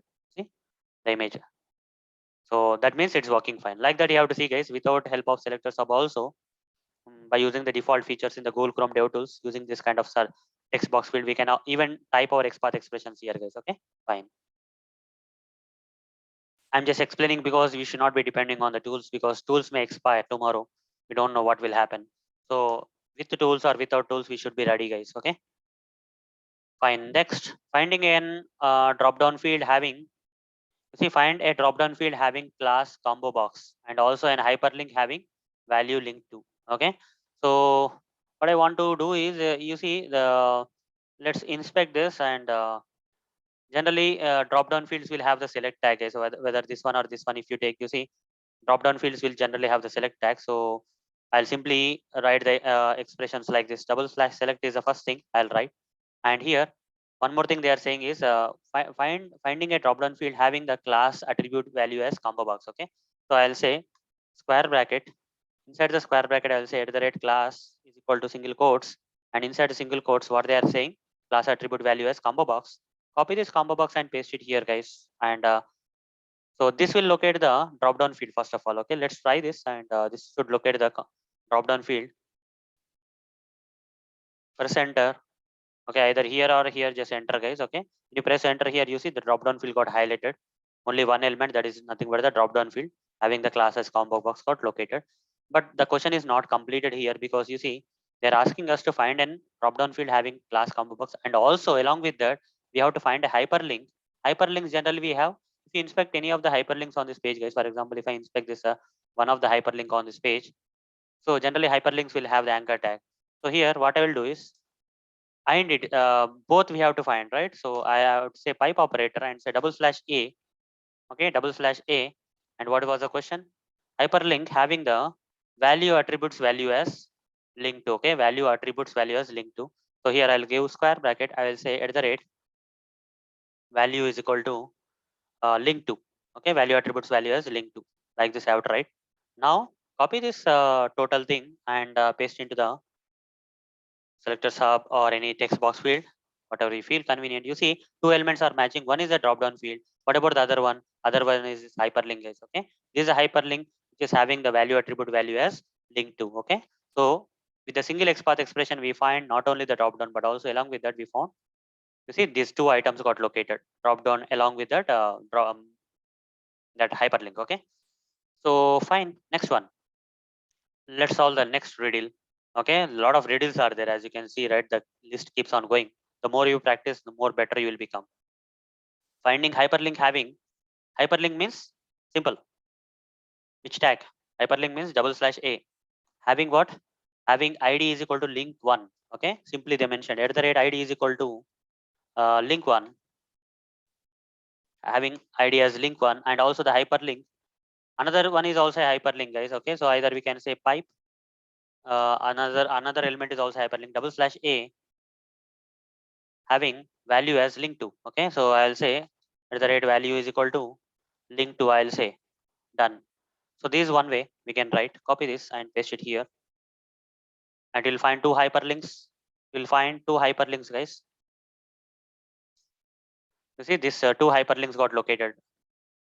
Two hyperlinks got located. So this can be, we can also use OR operator, because this side XPath expression has the same anchor tag.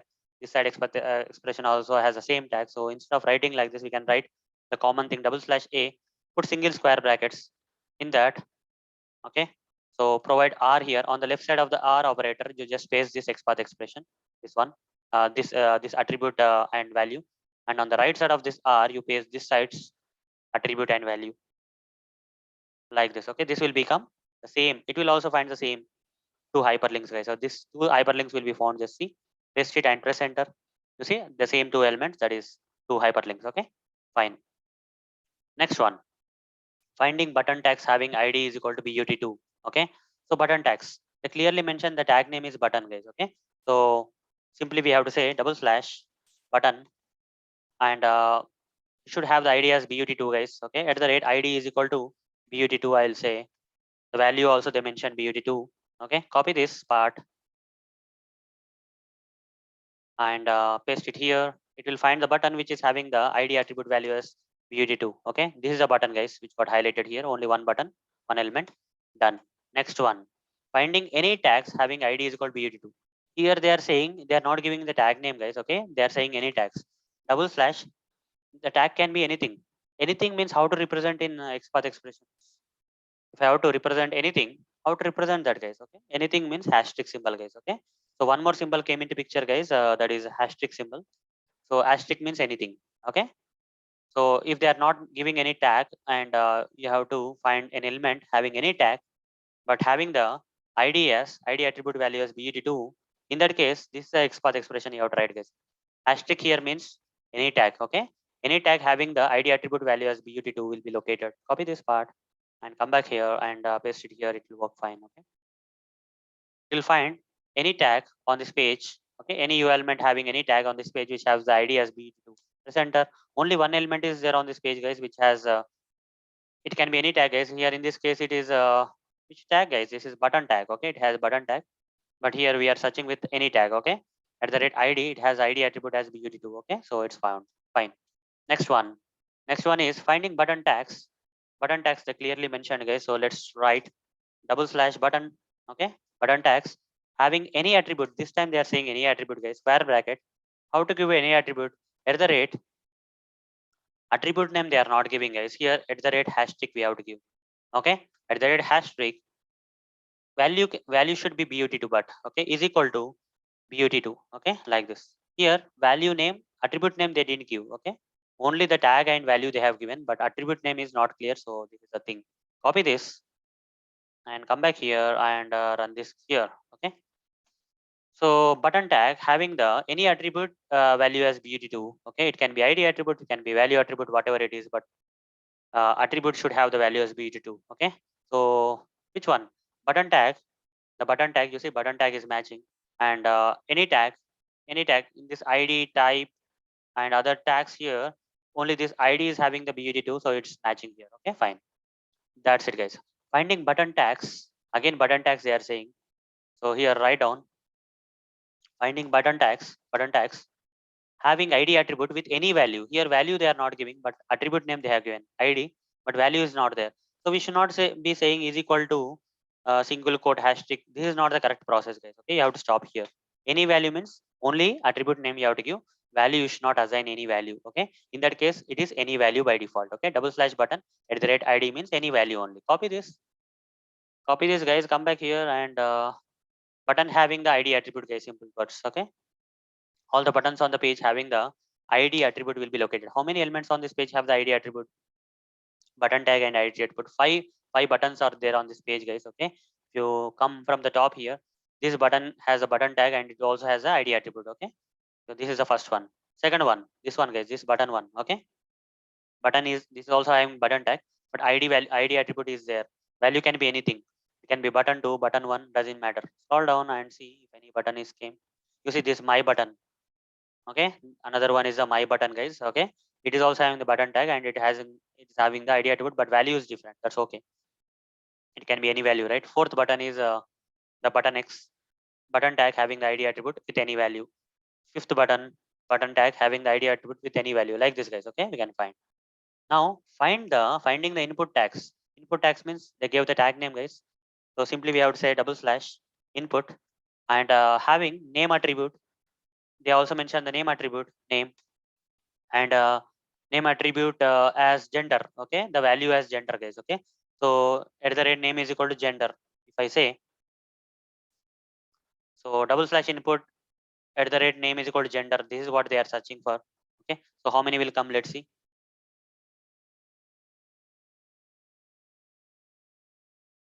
Run this.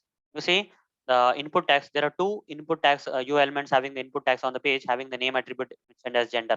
That is this male and female radio buttons only. Okay, so like this. Now find the first input tags having the name attribute as gender. Okay, so in this, I want to find the first input tag having the name attribute as gender. So here, if you can clearly observe, guys, if you can clearly observe, if I inspect this two radio buttons, these two radio buttons are under this div tag. So this is the first position, this is the second position. So simply if I give one, it will locate the first one. Okay, only two are there in that first one we are finding. That's it. You see, the first one is found. If I give two here, it will find the second input tag having the name is equal to gender. Okay, this is the female radio button. Okay, simple. Fine. So these two are done. Now the next one, finding any tags. Any tags means they are not giving the tag name. Double slash. You have to give tag name is not given means double slash asterisk. Any tag name having name attribute. At the rate name is attribute, but value is gender. They are saying.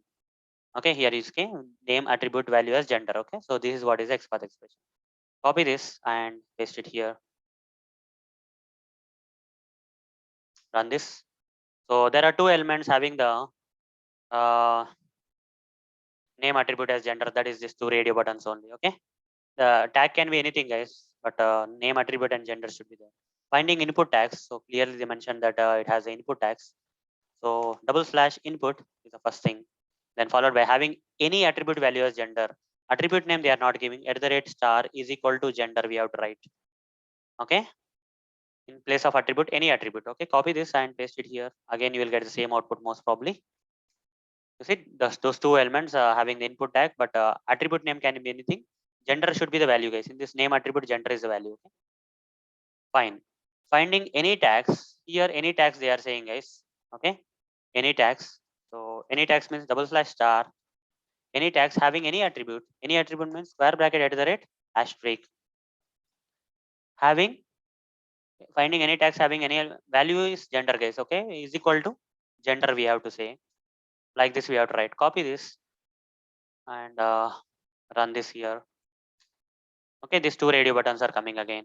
Next one, finding input tag. This time they are saying input tags. So double slash input tags having name attribute. Name attribute means at the rate name. Okay, name attribute value as anything. You should not give is equal to or something. Anything means if you don't give an assign any value, that means any value. So copy this part, guys. Copy this part. Come back here and paste it here and run this. You see all the input tags having the name attribute. How many input tags are on this? How many elements are having the input tags with the name attribute? Total 19 are there. Okay. Now next one, finding any tags. Any tags means double slash asterisk is any tags. Okay. Having any attribute means square bracket at the rate asterisk any attribute. And here value as anything means you should not assign any value. That means any value. Okay. This much is enough. Copy this Okay, and run this. You see, total 520 elements. All the elements on this page came. Total 520 UI elements on this page got located, guys. Complete web page. You see, I got breaked into multiple elements, uh, probable elements. Okay, and you see, any tag having any attribute, any value. This is how it looks. 520 elements. Finding any elements having any elements means any elements means any tag, right? Simple. Any elements means any tag. Double slash asterisk any elements. Finding any elements. Okay, where is that? Finding any elements having ID attribute. Okay, having the ID attribute. Square bracket at the rate ID. Then what next? Having the ID attribute. Value as value also they mentioned that is radio 1. Okay, at the rate ID is equal to radio 1 is a value, and name attribute value as gender. Here at the rate name is equal to gender, like this. But tag name can be anything. Copy this, paste it here, run this code. You see only one element is matching, which is having the ID as radio 1 and name as gender. That is this male radio button. Okay, which is having the ID as radio 1 and name is gender. Okay, only and input it can be any tag, guys. So input tag. Fine. Finding the first input tags. Finding the first input tags having the name attribute as gender and is the first element. Okay. Finding the first input tags. So first of all, input tags they gave a clue like it is an input tag. Double slash input is a thing. And next thing is having the name attribute, guys. So at the rate name and as gender value as gender, guys, is equal to gender. I have to write done. And it is the first element. If I write like this, guys, it will find two elements. Okay.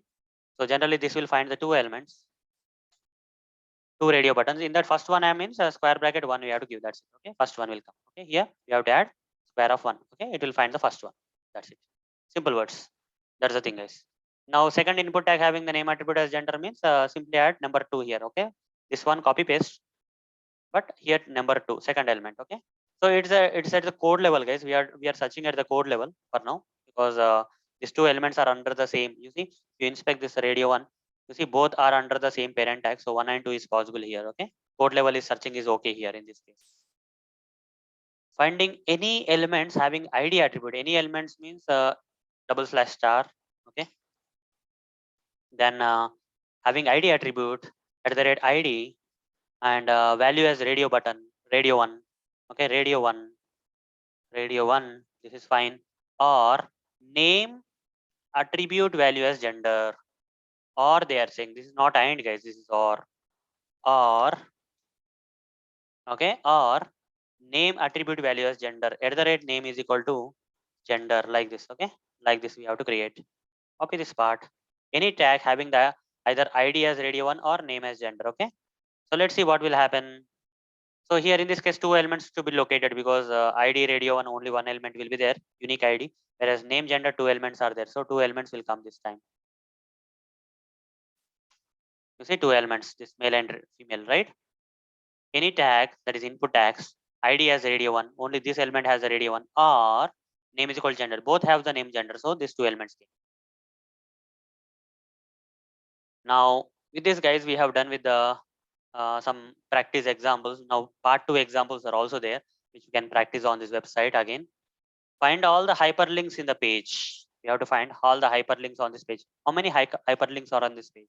First of all, hyperlinks will have which tag, guys? Okay, double slash a, right? So if you don't give the attribute and value, right, it will be considered as all the hyperlinks. Okay, double slash a. Just run this. You see 27 elements are on this page having the hyperlinks, right? This one is a lot of hyperlinks are there. 1, 2, 3, 4, 5, 6, 7, 8. Okay, total 27 elements are on this page. Okay, which are highlighted in blue color here. So all the hyperlinks on the page got highlighted. You see, all these hyperlinks got highlighted here. Even this one also. Okay, even this one also. Fine. All the hyperlinks on the page got highlighted, guys. There are 23 hyperlinks on the page. So similarly, find all the hyperlinks having URL as uh, only this URL, guys. Only this particular URL they should have. Okay, generally URL will be mentioned in the hyperlinks in href attribute. If you see here, when I say double slash a, I got all the hyperlinks. You see all the hyperlinks, the URL of these hyperlinks are mentioned in which attribute? href attribute. So what I will do here is I'll simply say double slash a href is equal to, I have to give the URL here, guys, inside the square bracket. Inside this single quotes, I have to give the URL. Which URL they are asking? The URL should be this URL. Okay, copy this URL, guys. Okay, copy and paste this URL, and copy this part and come back here and run this. Okay, you see there are 4 elements on this page which are having this 4 hyperlinks on this page. All are anchor tags. You see, A is there, means all anchor tags are there.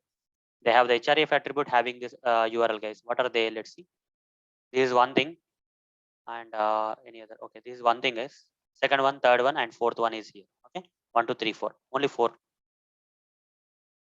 Then find the first hyperlink having the URL. Okay, if I give 1 2 3 4, it is a problem here, because you see this one belongs to some other thing in the code, and this a code level I cannot search for these hyperlinks, right? If in these 4 hyperlinks I want to search at the page level, guys. Okay, this one should be, because here radio buttons are side by side, definitely they will be in under one parent. Okay, so directly mentioning 1 and 2 will be fine, but in this case, guys, this hyperlink is somewhere, this hyperlink is somewhere, this hyper in these 4 items I want to find the first one. So for that, guys, this directly saying one is not correct, guys. Okay, we should not be providing one like this. Instead, surround this complete thing with this circular brackets, and at the end just provide one. Okay, this means at the page level you are searching, at the page level you are searching. Okay, out of the 4 hyperlinks, the first hyperlink will be found. You see only the first one element matching, that is only this one. Okay, remaining all hyperlinks, no. If I give 2 here, it will find the second hyperlink. Then if I give 3 here, third hyperlink. If I give 4 here, the fourth one will be located. Okay, so 1 2 3 4. So 1 3 and all those stuff. Okay,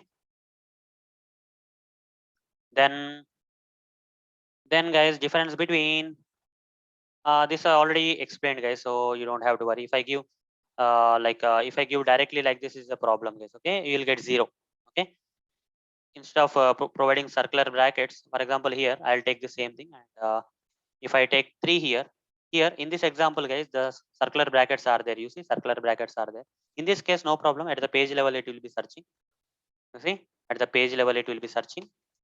So one element will be coming. But if I remove the circular brackets, okay, if I remove the circular brackets here, if I remove the circular bracket, then it is a problem. Okay. So at the code level, the third element under the parent tag should be found. This will not find anywhere. You will not find this kind of thing. So 0 elements will be found. You see, when I enter this, you see 0 elements matching. But if I say 1 here, all the 4 will come. All the 4 will come. That's the problem. Okay. Hope you are able to understand this part. Already this part is covered in the beginning itself. Okay. Okay. Then last 4 examples, guys. Okay. Last 4 examples under this practice examples. Finding first child of HTML tag.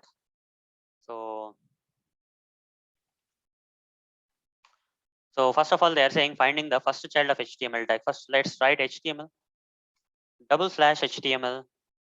Who is the child of this HTML? You have to say slash. It has to be star. Star means any child. All children under the HTML tag will be located. If I say directly like /HTML/star means it can be either head or body. Any children can be there. So immediate children, guys. Single slash means immediate children anyhow. Copy this part and come back here and paste it here, guys. So immediately there are head and body tags under HTML. You see here under HTML we have head and body. Head and body. Those 2 children got highlighted. But I want to find the first one only. In that case, beside this star, okay, if you want to find the first one, you see this 2 head and body are directly under this parent tag. So at the code level, I can search, right? Because they are under the same. So I can say one square bracket 1 is fine. This will find the head. It will locate the head, guys, because head is the first child of the HTML. Head got located. You see, only head got located. But if I give 2 here, it will locate the body. Okay, this part will locate the body.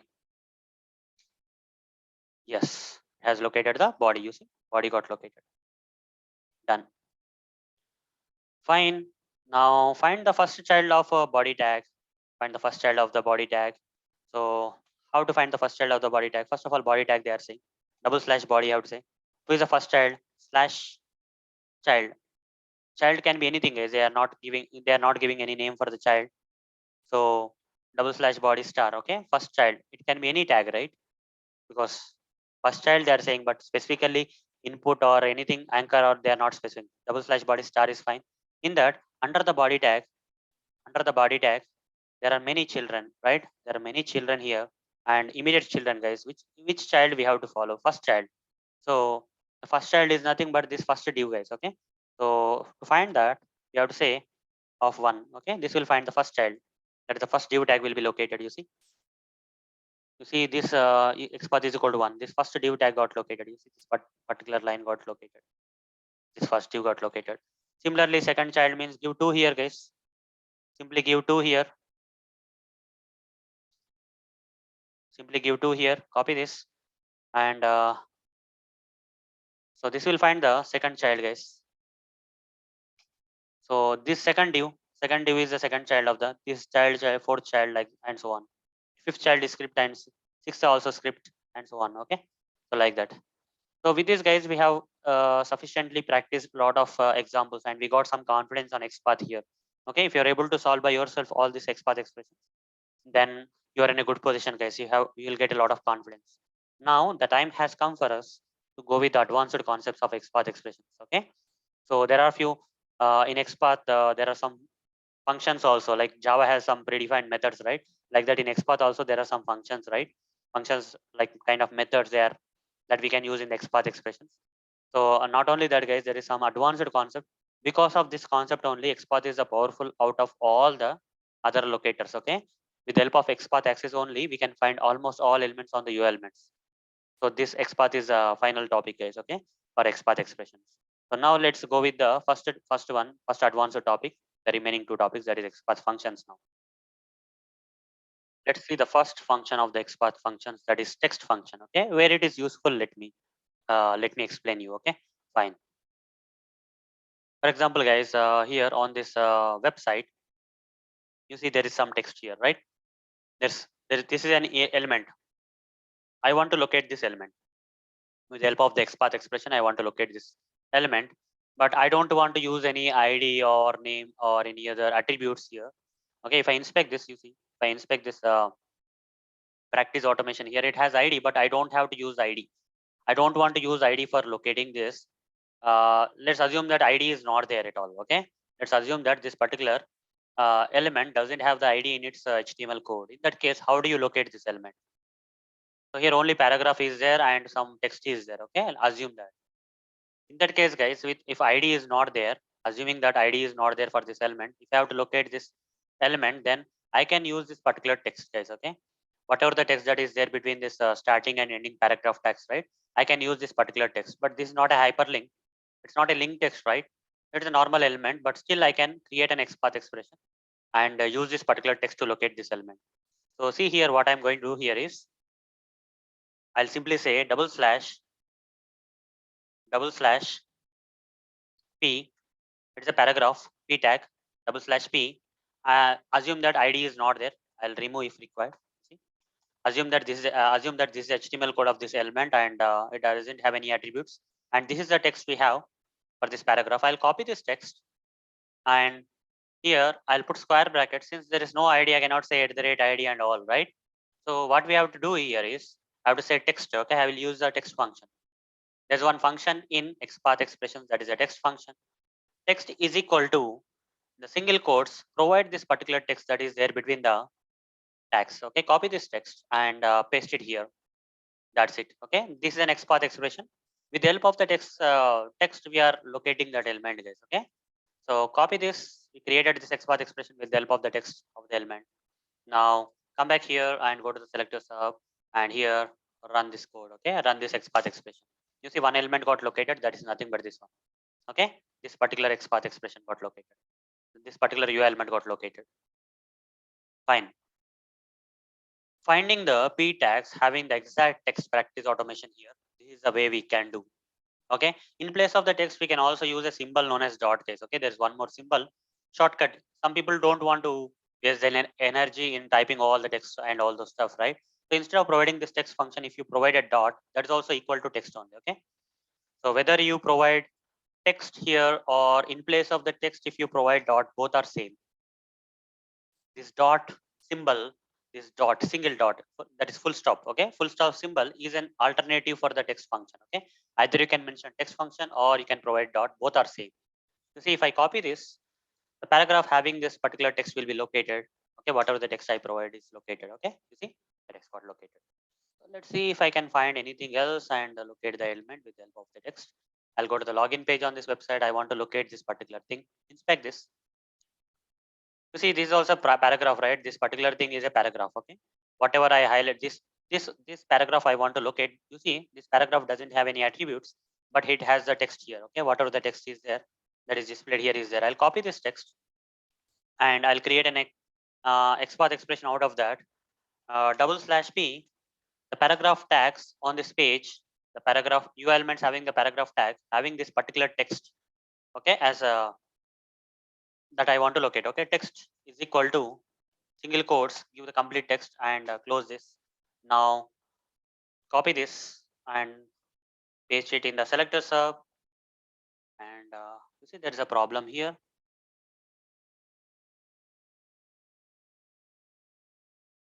What's the problem, guys? I don't see any problem, but it's giving some problem. Maybe some symbols are there. Okay, single quote, some kind of symbols are there in between. That's why it's coming like. Or else I'll copy from here and create like this. Okay, some comma, and you see here one single quote is there. That's what is causing the problem. Okay, so we'll say slash. We'll see whether it will be replaced or not. No, it's not coming. So we'll take another one, guys. Otherwise, this email, simple email address will take. Expect this. Let's not make the things complex. So here label tag is there. Okay, and this text is there. With the help of this text, I want to locate this email address label. Okay, so for that I'll use the tag name label. Simply I'll say /label is the tag name, and in the text is this one, right? Email address is the text. So I'll say square bracket text is equal to, okay, the label element having the text is equal to this email address need to be located. Like this we can create case any number of things we can locate now. You see, this kind of very useful, guys. Text function is very useful. Sometimes we cannot find with any element, so text is something which is very useful. Enter this, you see email address got located, right? One element, that is email address. Similarly you can locate anything, guys. Similarly you can locate anything on the pages. Okay, inspect this one. Let's see what is there. This is a div. So yeah, this kind of complex. Let's go with other ones. What else we can locate, guys, with the help of this? I think this much is enough. Either you can use the text function here, or in place of the text function you can use the dot. Okay, this is what is the text, guys. Simple words. This is what is the text. Fine. So inspect this. This will be hyperlink. So yeah, span tag is there.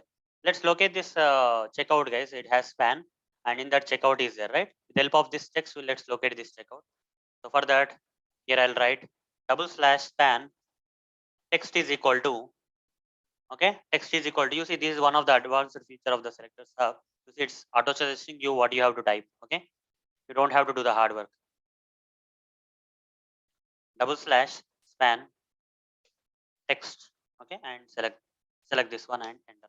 That's it. So there is some problem here. Okay, run this. /span text is equal to checkout. Okay, you see checkout option. With the help of text we have located this cell. So that's what is the text function, guys. And there's one more thing known as contains. Okay, so let's say I want to locate this.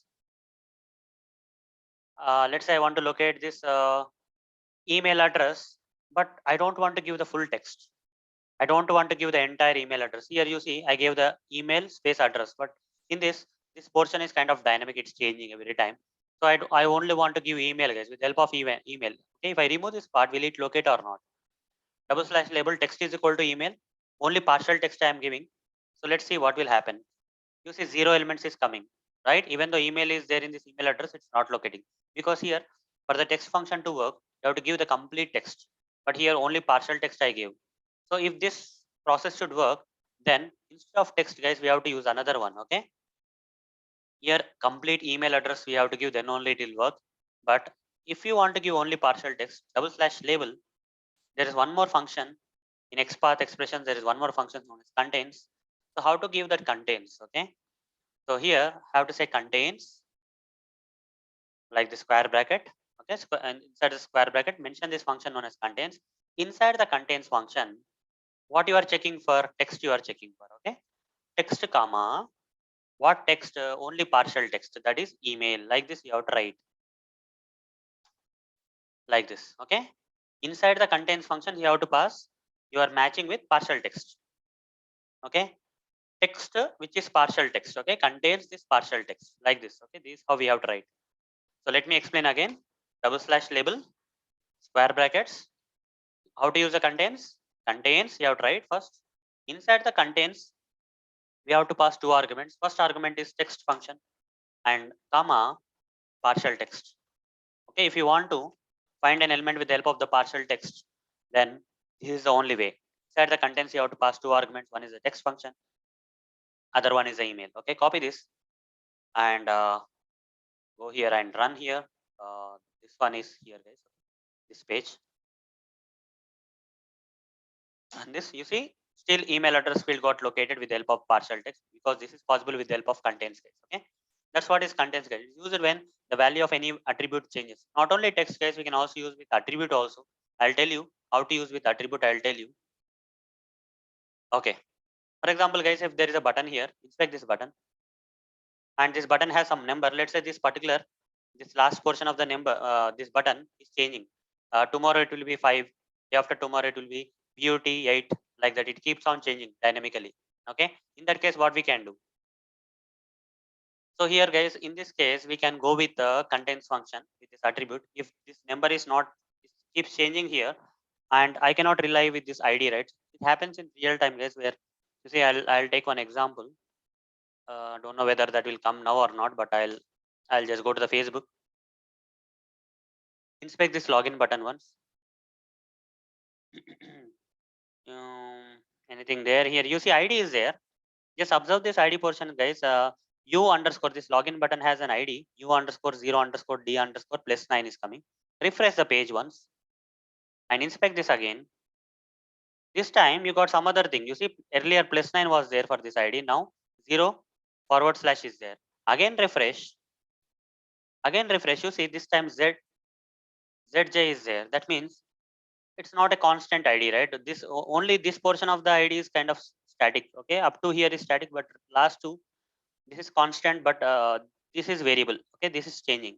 So in that case, I cannot rely with this ID, but still if you want to use this ID, guys, how we can use? For that, guys, this is a button tag, right? I'll simply say double slash button first of all, and after that square bracket. I cannot say at the rate ID is equal to, I cannot say like this. I cannot give this ID because next time the ID value will change. Last two letters are changing. If you clearly observe the last two letters, this will work.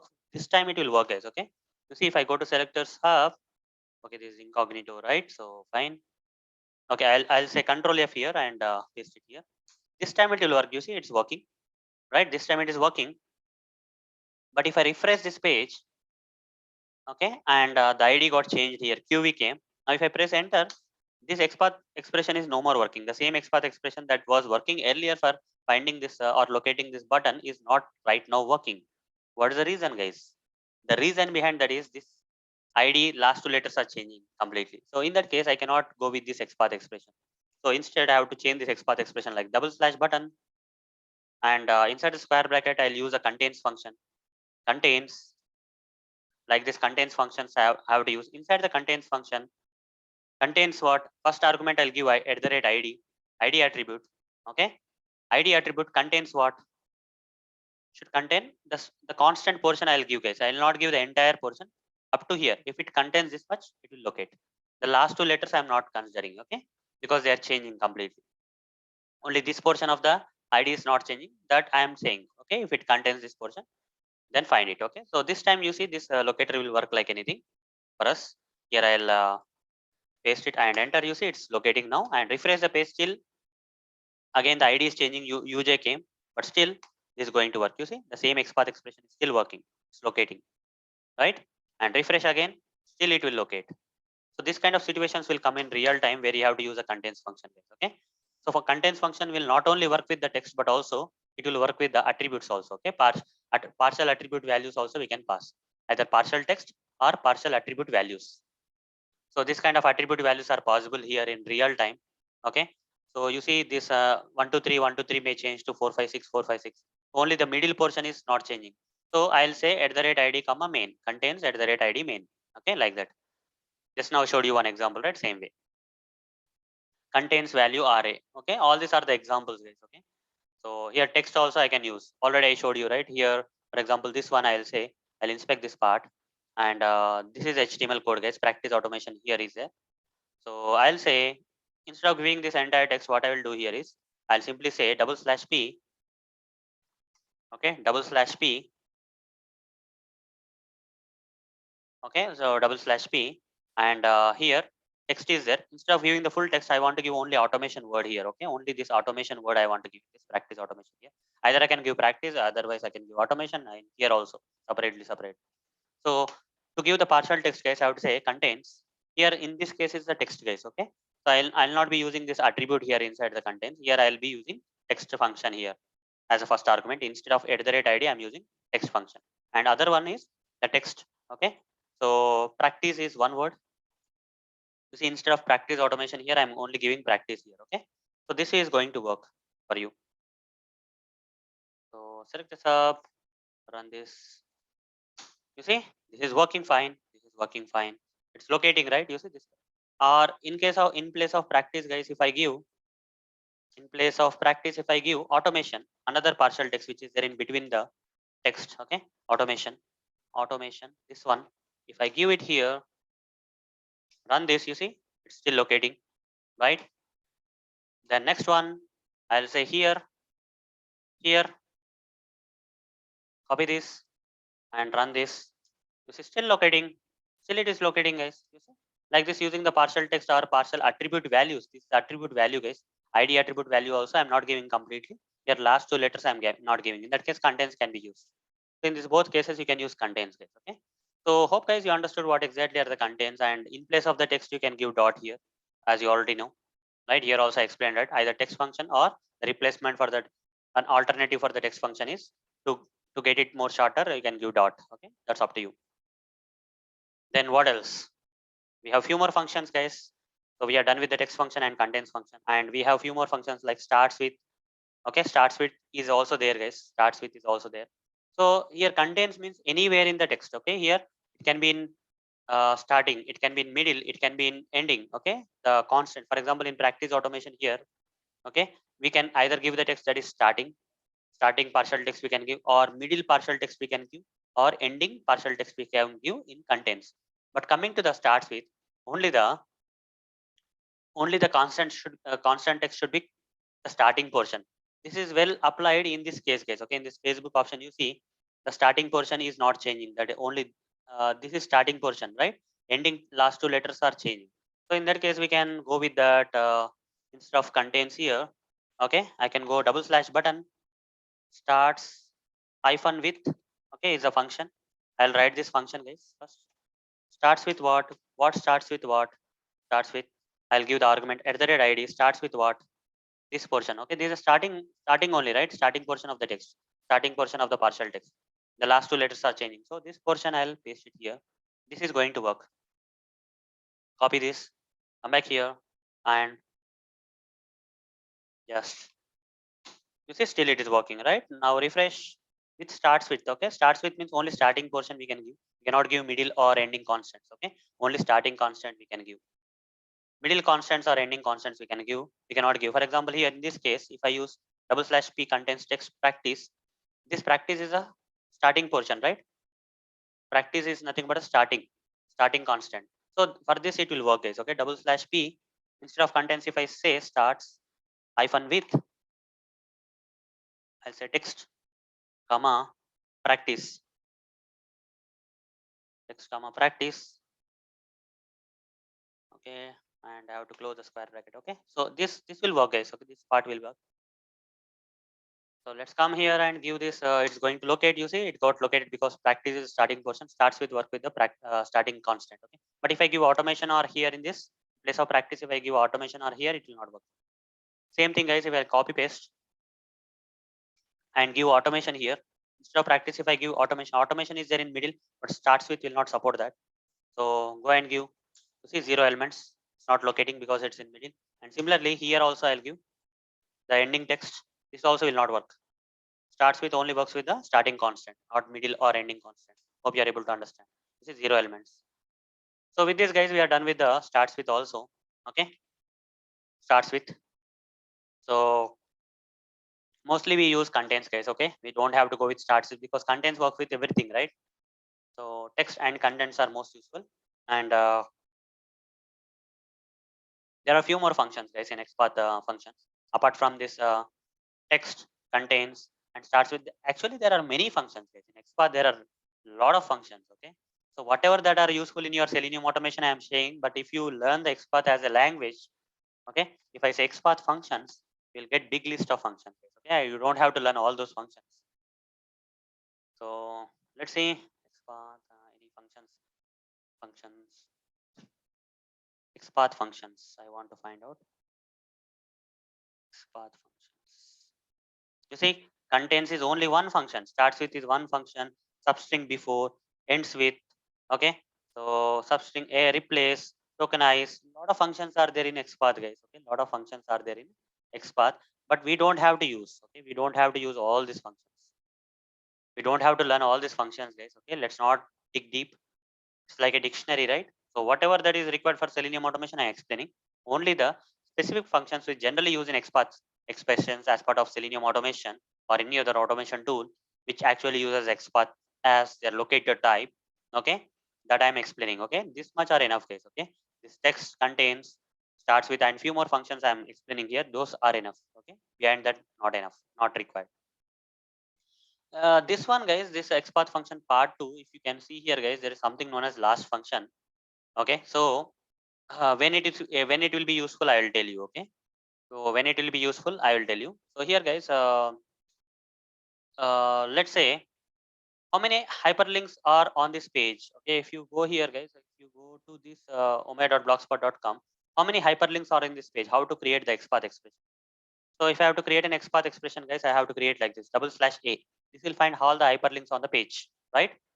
/a will find all the hyperlinks on the page. Right click inspect and SelectorsHub and run this XPath expression. You see 27 hyperlinks are in this page. If I want to find the first hyperlink, what I have to do?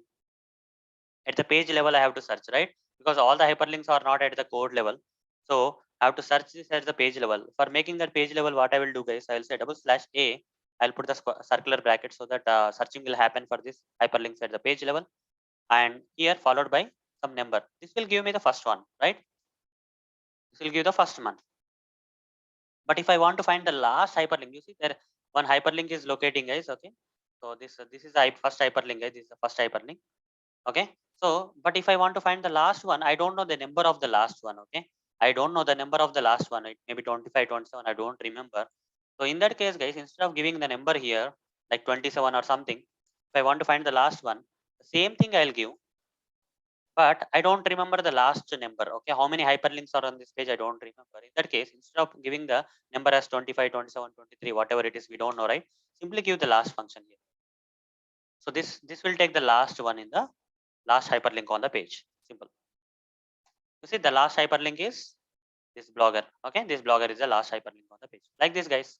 Last function is useful. Find the last child of the body tag or something, whatever. Okay, you can. A lot of examples are there.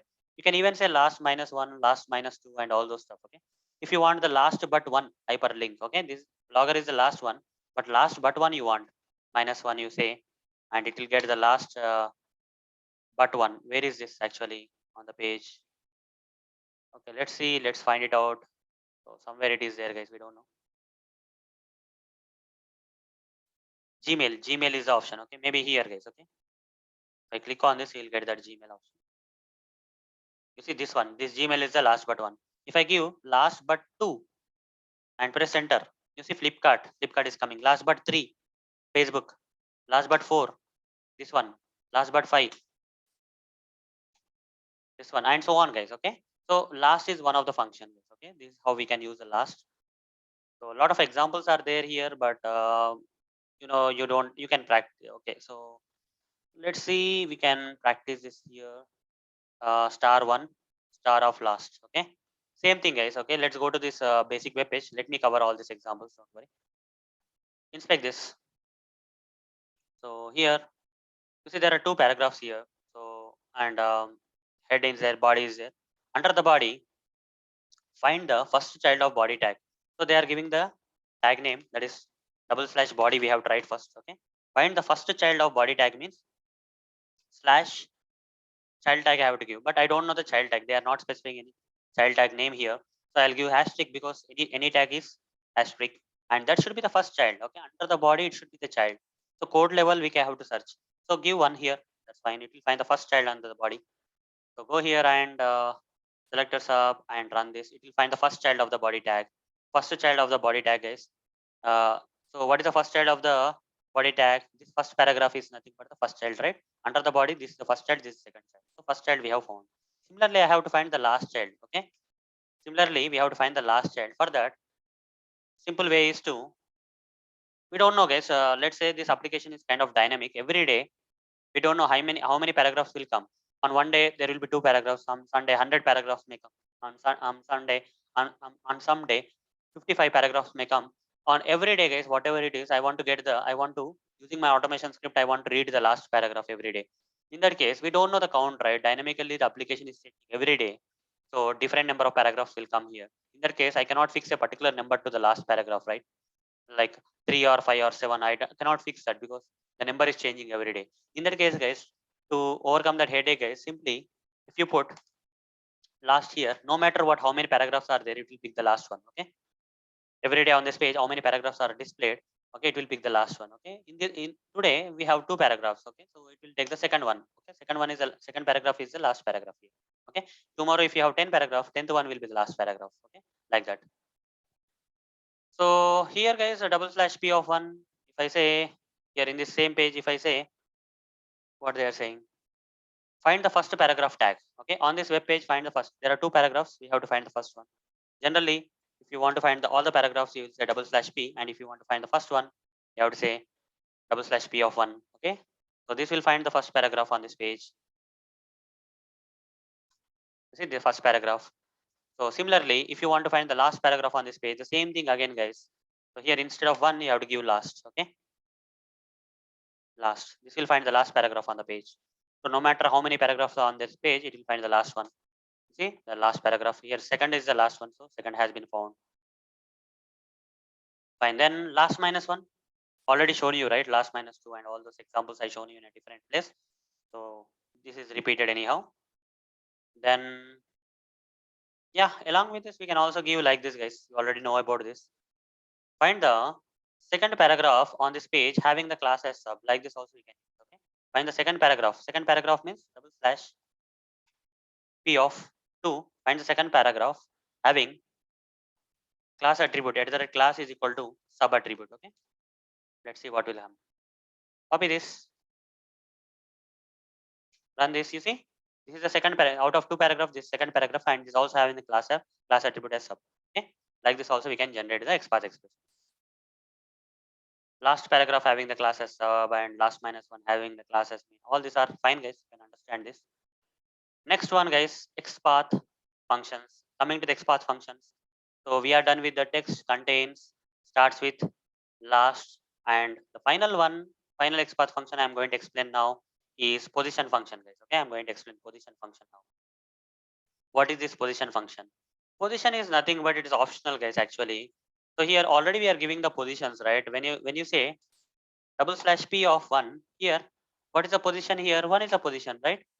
So either you can give like this or you can give one more function name here. Position is equal to, like this also you can mention. Okay, both are same, guys. Okay, position is equal to 1 also you can give. Okay, either you can give like this or you can say without this or with this, both are same. This part is optional, guys. Whatever that I highlighted here is optional, guys.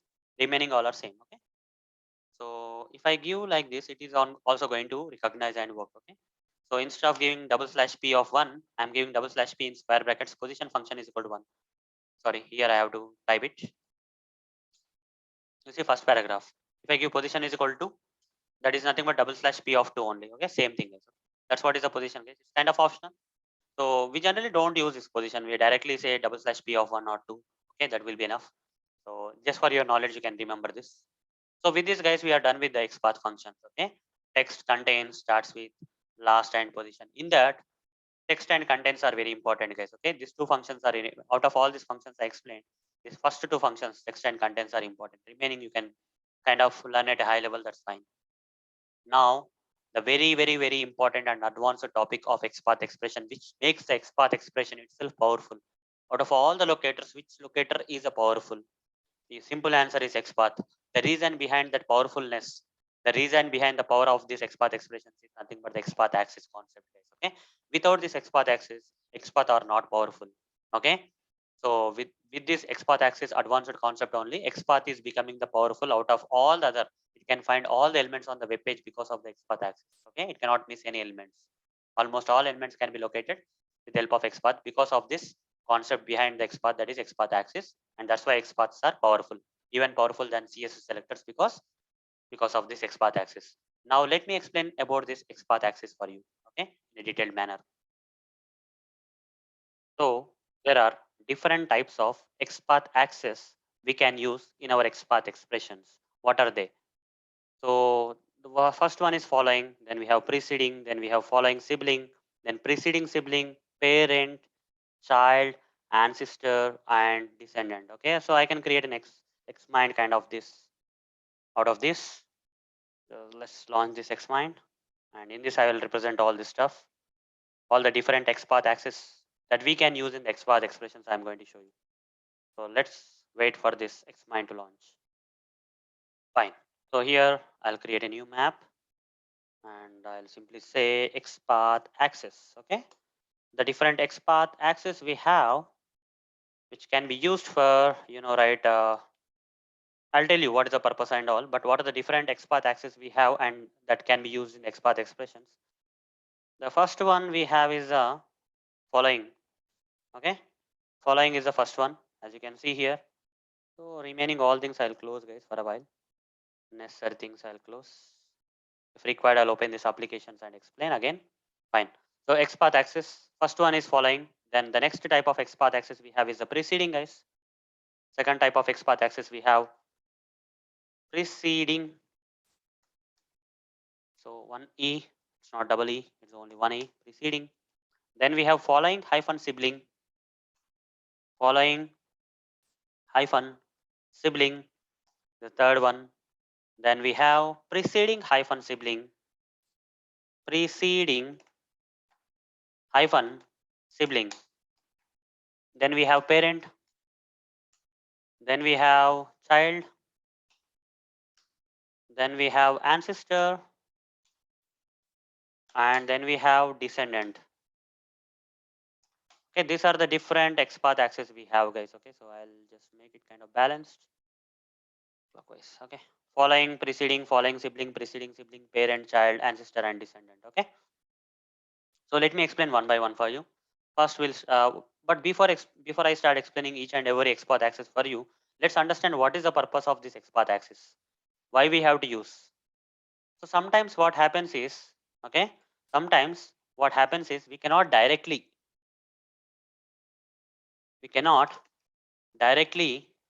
locate a UI element. Okay, that means a proper XPath expression cannot be created to locate an element. Let's say there is an element. Okay, there is one element, and that UI element I want to locate, but that UI element doesn't have any other like attributes or something. Okay, it's kind of very vague kind of element is there, guys. Okay, so I don't want to locate that element like that way. So instead, what I will do here is, if I am not finding a proper XPath for locating this element, then I will find a nearby element. Okay, I will find a nearby element. This element, maybe this nearby element has some ID or name kind of attributes are there. Some proper attributes are there in this HTML element. UL for HTML code of this UL element, there are some proper attributes. So for this, I can create a proper locator, but for this, I'm not able to create a proper locator. In that case, what I will do is, with the help of this element, first I'll create an XPath expression. I'll create an XPath expression for locating this element, and with the help of this element, I'll locate this element. Okay. Now, my XPath becomes a proper XPath will come for locating this element, guys. Okay, so if you have seen here, the purpose is clearly mentioned again. If you want to locate an element which doesn't have a proper attributes like ID, name, class, or etc., with the help of XPath, that means if I am not able to directly create a proper XPath for a particular element and locate it, then with the help of XPath access, what we can do is we can locate such elements with the help of other elements which are either ancestor, descendant, or nearby elements we can use for locating these elements, guys. Okay, directly I'm not able to locate this element with a proper XPath. So I'll choose some ancestor, means kind of parent or grandparent or child or grandchild kind of elements I'll choose for this element, and with the help of the properties of that element, okay, I'll locate this element. Okay, and soon you will understand, guys, what I am talking about. With an example you will understand what I am saying. Okay, for example, guys, I'll go here to omai.blogspot.com, and you see here there is a search button, right? There is a search button. Okay, so if I inspect the search button, guys, when I inspect the search button, you see this particular search button doesn't have any proper locators. Okay, this one is a duplicate. GSA search button is duplicate, and so I'm not finding, let's say I'm not finding a proper attributes or for that I can locate this button. In that case, okay, in that case, assume that this element cannot be located directly with the given attributes here with a proper XPath expression. I cannot create. In that case, I will inspect this particular text box field which is beside this search box. So this one I will take, and you see there is a name attribute here. So I'll create an XPath expression. I can create a proper XPath, right? Because this text box field has a name locator and all. So I'll simply say /name at the rate sorry double slash what is that input, sorry, input square bracket at the rate name is equal to q is there. Okay, at the rate name is equal to q. So with this XPath expression I am finding this search box field, but my requirement is not to find the search box field. I have to find the search button, not the search box field. But I'm not able to create a proper XPath expression for finding the search button directly. So first I am finding the XPath of this particular search box field which is almost near to this search button.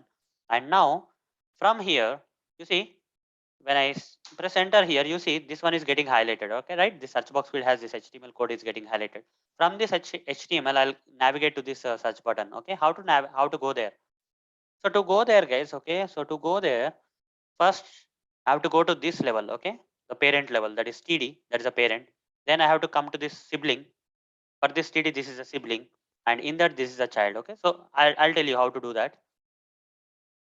So how to do that is here I'll say slash. First I'll go to the parent. Okay, I'll say so slash parent colon. What is the parent tag? TD, right? TD. Okay, parent colon TD. Then from here I navigated to TD, and from TD I'll come to the sibling TD. Okay, you see these are two siblings. From this I'll come to this. I'll say slash following hyphen sibling. I'll say, okay. Don't worry if you don't understand what is parent for what is following sibling, how I'm using it. It will be clear for you in a while. Okay, this is only one example I'm taking to explain the purpose. Following sibling, for this TD, following sibling is TD. So TD tag. So I'll come to this TD now. Under this TD, child is there, that is input. So I'll say slash child colon. Here parent, following sibling, this parent, following sibling, and this child are all XPath access. Okay. What is the child here? Input is the child. Okay. So now say input. Now copy this XPath expression and come back here and paste it here, guys. Using what is located now. With the help of this XPath access, I am able to locate search button. I am not able to create a proper XPath expression for the search button. So I created a proper XPath expression for the search box field, and from this search box field, I navigated all across till I find the search button. Okay. Now, guys, let's go to this website, the basic web page website. So we will actually experiment here. Okay. Inspect this. Go to SelectorsHub, and here, guys, we'll do one thing. That is, first I will locate this HTML, guys. Okay. So let's start with the HTML. /HTML, and I want to go to the child of this HTML. Who are the child, guys? Okay, there are two children, head and body childs are there. I want to directly move to the body child. So for that, what is XPath access I have to use in this? Out of all this XPath access, if you have to find the child one, I have to use this one, right? Child XPath access I have to use. So here double slash, I'll type the child XPath access. This XPath access I will type, and I'll say colon colon. Two times you have to say colon. Okay, colon. Two colons you have to give, and followed by this child or this child. From HTML you want to go to this child or this child. I want to go to body, guys, so I'll say body here. So if I press enter, you see body tag will be located. You see body tag got located, right? XPath is equal to 1 is with body, so this body tag got located. Now guys, from body I want to locate this. Let's say there are two paragraphs, guys, right? There are two paragraphs. I want to locate what I can want to locate is I want to locate these two paragraphs, guys. Okay, so I'll say child I'll say colon colon p I'll say, okay, p, run it. Two children got located. You see, two children got located because for body these two p are the child. Using the child XPath axis, we are able to locate navigate like this. Okay, you see we are navigating like this, guys. Now says if I give one here, the first paragraph got located. You see only first paragraph. Now I'll say slash. I want to directly go to the HTML. From paragraph, I want to jump to HTML, like reverse way.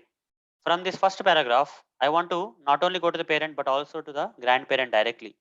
Directly, I want to jump to the grandparent. For that, guys, we have another XPath axis, that is ancestor. Parent means immediate parent. That is ancestor means grandparent. So here type ancestor colon colon HTML. I'll say. You see directly from here from paragraph we jumped onto the HTML again. Now from HTML, I directly want to go to title. Okay. So not head. Head is the immediate child, but title is a grandchild. From here, I want to go to the title. For that, what is XPath? So descendant is there. Okay. Grandchild. Child means immediate child, but descendant means grandchild. So slash descendant. Okay. This one descendant you can use with double quotes, double columns, and give that title here. Okay. Title. You see directly we have located the title. So like this, guys, we can traverse here and there and all. Now, mm, now for this title, guys, after this title, I want to go to the parent, guys. Okay, I want to go to the parent of this title. So I'll say slash. Which one I have to use, guys? I have to use here parent now. This time I have to use parent. So I'll say parent colon colon. Who is the parent of this title? Head, right? I'll type head. Done. I went to the head now. Okay, we are in the head position now. You see, head is getting located. Now I'll just drag it so that you can understand more. You see, first we started with HTML, then child of the HTML, that is body. From this body, we went to one child of the body, that is first child of the body. And from the first child, we directly jump to HTML here with the ancestor XPath access. And from HTML, I directly jump to this title tag, which is a grandchild. So I have to use descendant and title tag. Then parent of this title, that is head, we went there. Now from head, I want to go to body, guys. What is the relationship between this head and body? They are two siblings at the same level, right? These are the two children of the HTML. So if I have to find the body, guys, they are siblings, right? And that too, this is a following sibling, guys. Body is a following sibling. It is coming after. In HTML code, if you come from top to bottom, body is in the second position, head is in the top level. So that means it's not a sibling, it is a following sibling, right? Slash which XPath access I have to use? All these four are done, guys. Already I demonstrated this child, ancestor, descendant, and parent. Now we should not be using this following, guys. We have to be using following sibling now. Okay, let's use the following sibling. Following hyphen sibling, I'll say. Okay, following sibling colon colon, that is body, right? Body is a following sibling. Body, you see, now we the control came to the body now. Okay, we are locating this body. Now from body, I want to locate the head again. Okay, I want to go back to the head again. So how to go back to the head? Head is a preceding sibling, right? It's coming before. So preceding sibling. Coming after is a following sibling, but coming before is a preceding preceding hyphen sibling. Okay, sibling colon colon, that is head. Okay, you see I located the head now. So even following is over, preceding is over. Now let's go into the following. Okay, from head. At the end of the head tag, a lot of things are there. I want to find the paragraph tags. Okay, so you see, if I say following head means following, there is one more XPath axis known as following, right? If you use this XPath axis, at this moment we are at the head position, guys. Okay, if you say following head, following head and say P, you see there are P tags which are coming after the head tag, right? In the HTML code, head is ending here. After that, body is there, P tags are there, and all those stuff. Okay. So I'll say slash following colon colon P. I'll say. You see, after the head tag, whatever the tags that are possible in that the following tags are there means it will locate. Okay, that's what is the following, guys. Okay. So you cannot say head. You cannot say following title here for the head. It will not match because you see title is not following. It's not coming. That title tag is not coming after the closing tag of the head, right? Here title tag is not coming after the closing tag of the head. That's why it's not getting located here. So following means any tag that is coming after the closing tag of the head is possible with the help of following. You see after the closing tag of the head, both body is there, P is there. Okay, either you can say body or you can say P. Both will be located. Okay, both will be located. I can say P of 2 also here. Second paragraph will be located here. Okay, fine. So like that, guys, this is what is following, guys. Okay, now preceding. Preceding means anything on the top. For example, here paragraph 2 is a current position. Above paragraph, a lot of things are there. This paragraph is there, this body is there, this head is there, this title is there, this lot of things are there, right?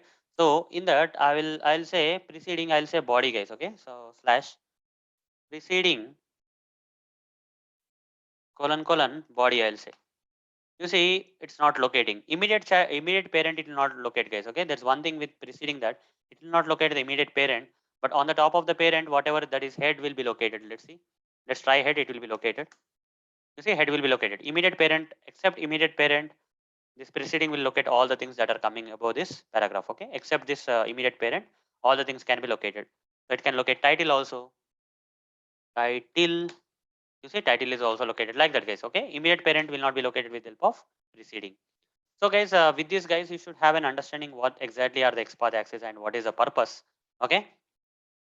So these are the different, I explained all the XPath axis for you. So this much is enough, guys. This much is enough for understanding the XPath axis. So sometimes what happens is for a particular element, we'll not be able to create a XPath expression directly. In that case, we'll create an XPath expression for either a parent or child or descendant. Like using this XPath expressions, we'll try to create XPath expressions for that elements and navigate to the required element. Okay. Ultimately, we have to create the XPath expression for our own element, which we cannot directly create element. So that's what is the case, guys. Okay, if I have to conclude it, you see, there are two elements. This element may be parent or child or descendant or ascendant, as like a ancestor, or it's a preceding tag, or this like a following tag, or it's a following sibling or preceding sibling. It can be anything, guys. Okay. So there is one more element here. Okay. So let's say I have to find this element directly. I'm not able to find the element. Okay. I'm not able to create an XPath expression to directly find this element directly. Okay. Proper XPath expression I'm not able to create because this particular element in the HTML code of this element doesn't have the proper attributes or something. So I'm not able to create a proper XPath expression for directly finding or locating this element. In that case, I may choose an ancestor of this element or descendant of the element or the child of the element or the parent of the element or following sibling or preceding sibling of the element or following or preceding tags of the element or whatever it is. So for this element, I can create a proper XPath. Okay, for this I can create a proper XPath. Okay, for this, but this one directly I cannot create a proper XPath. In this case, with the help of this XPath expression, I'll come to this XPath expression with the help of XPath axis. Okay, with the help of XPath axis, I'll first locate this. Okay, first I'll create a proper XPath for this element, which can be an ancestor or descendant or for this element. And from here, I'll traverse here. Okay, with the help of XPath axis, I'll traverse here. And ultimately, after using the XPath axis, we are creating indirectly, we are creating a proper XPath expression for this element. Okay, that's what is the purpose, guys. Okay, hope you are able to understand. If you want to locate an element which doesn't have a proper XPath expression created with help of ID name or any other attributes, okay, then what we are going to do is we are going to locate another element which can be an ancestor element or descendant element, that is a parent or child or ancestor or grandchild or anything, guys. Okay, sibling or preceding or following sibling or following or preceding thing. Okay, we will create an proper XPath expression for that particular element, which can be a kind of ancestor or descendant or whatever it is. And using that XPath expression and using the XPath axis, we'll ultimately find the we'll create an XPath expression for the required element. Okay, so that's what is the purpose of the XPath axis. That's what is the purpose of the XPath axis, guys. So with this, guys, we are done with the XPath axis, and with this we are done with XPath axis. Now there is a miscellaneous stuff. You see, guys, double slash. mm, You don't have to use this double slash only in the beginning of the relative XPath expression. In between also you can use. How means? I'll tell you. So for example, I'll go to this table or something, guys. Okay, I'll locate this table first. Inspect this table. There is a table here. You see, and this is the HTML code of the table, guys. Okay, this table is having some ID. I'll create an XPath expression. How to create an XPath expression for the table? I'll simply say 1 minute. How to create an XPath expression for the table, guys? I'll simply say by looking at this HTML code, I'll simply say this particular table has a table tag. So I'll say double slash table, and it has ID also. I'll say ID at the rate ID is equal to what is the ID? Table one. Table one is ID. Okay. Like this, I'll locate the table, guys. So this will locate the table. You see here in the SelectorsHub, if I write this XPath expression, it will locate the table. You see that a table got located here. Okay, the table got located here. Now, guys, under this table, we have this tags like children are there. T head and T body are the two immediate children. Inside the T body, this is the first row, second row, third row, fourth row. Inside the third row, let's say there is something known as 29. I want to locate this 29, guys. Okay. What is the first way is I can write like this: double slash table at the rate ID table one followed by T body, right? T body is the immediate child. So slash T body, I'll say again slash under the T body, we have first, second, third row. Okay. So for that I'll say tr of 3. I'll say okay. Third row. Under third row we have the second slash td of 2 is there. Okay. Td of 2 is there. Okay. This will locate the required 29. Okay. You see, if I run this, you see 29 got located. Only 29 cell got located in this table separately, right? This particular td. Instead of writing like this, guys, what I can do is I don't want to write this t body. From this table, I directly want to jump to this tr. In that case, immediate child means you have to give forward slash. But if you want to jump in between the XPath expression also, you can skip this full path. That means here, instead of giving t body, just provide double forward slash. This will also work. From the table tag, I'm directly jumping onto the tr, third row. I'm directly jumping to the third row, and in the third row td2.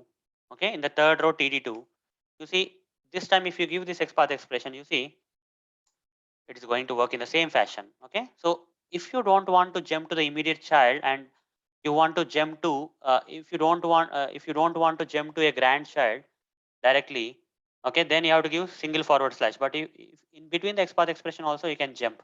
Okay, from somewhere to somewhere you can jump, guys. For example, here I can create few more. For example, from HTML, I want to jump to this table. Okay, I don't want to write all this HTML body and all those stuff. But HTML body, div, and all those stuff. First, I'll write HTML here. Double slash HTML. This HTML. If I give this HTML here, guys, it will locate the entire page. Okay, this complete HTML will be located. You see, HTML XPath is equal to 1 is there. Now, next, I have to give to come to the table. I have to give body, right? Inside the body, there is a table here. Okay, so I have to give slash body, then slash here 1, 2, 3, 4, div of 4, and so on. Okay, and I have to keep on giving all the tags here till table will come. Till table will come. But I don't want to do that, guys. From HTML tag, I directly want to jump to the table tag. So I'll give double slash table, guys. Okay, there are 4 tables on this page. There are 4 tables on this page. So 1, 2. This is the first table. Okay, table 1. So if I give 1, what will come? All the 4 will come, right? That's fine. But this particular table, what I am looking for has ID, guys. At the rate ID is equal to table 1. Like this, I can filter it out. You see this directly from HTML, I jump out to the table.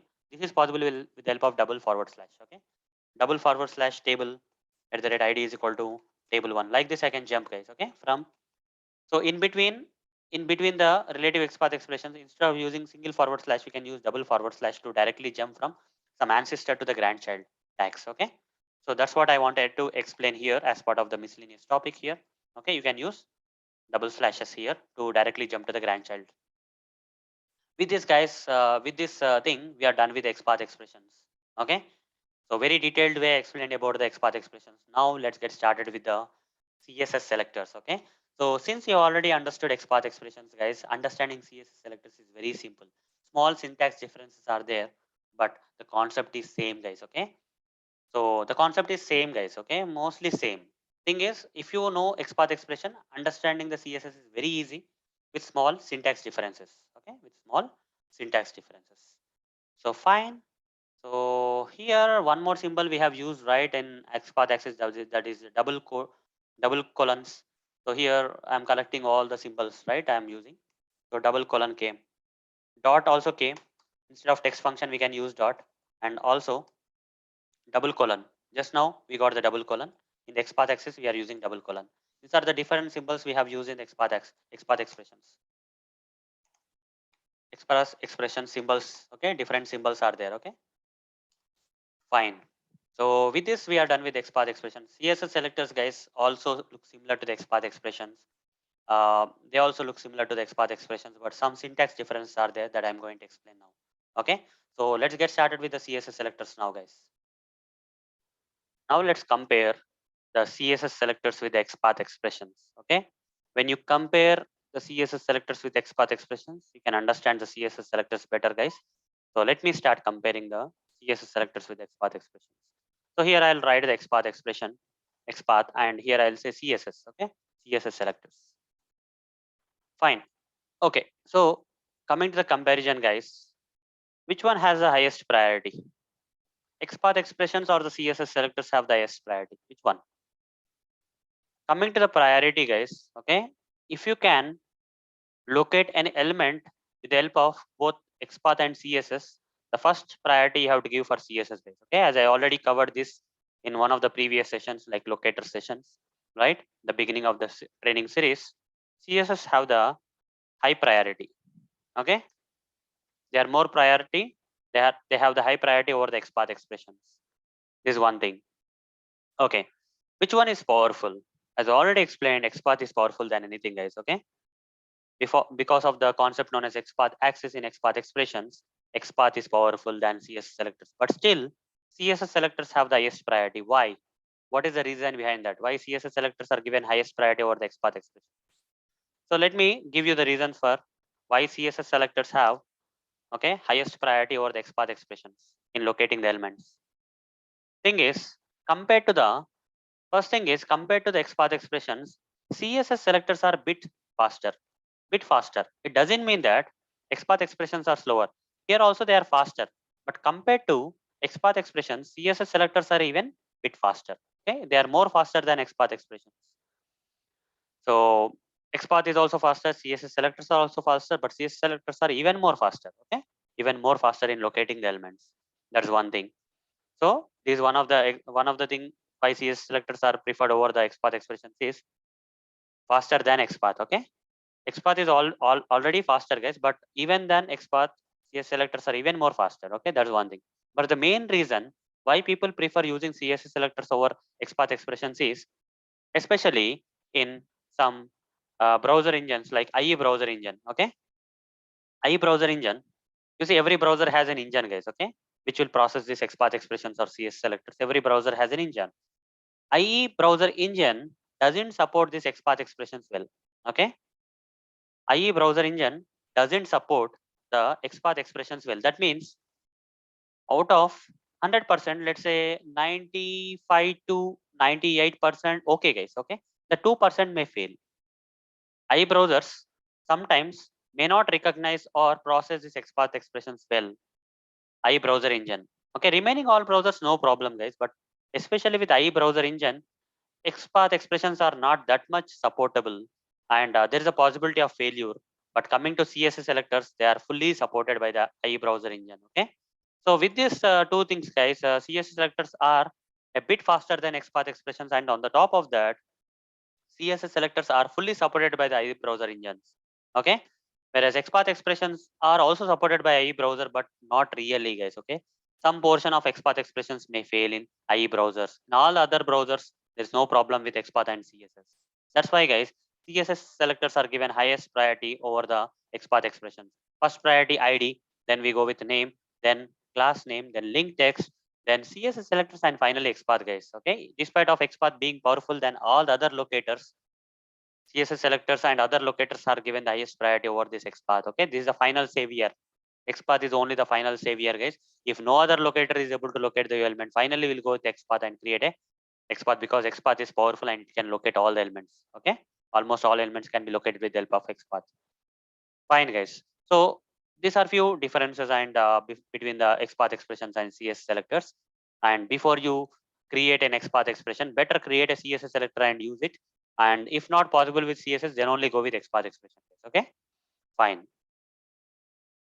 So fine. Now, similarly, guys, similar to XPath expressions, CSS selectors are also two types. Okay, similar to XPath expressions, CSS selectors are also two types. One is absolute CSS selectors and relative CSS selectors.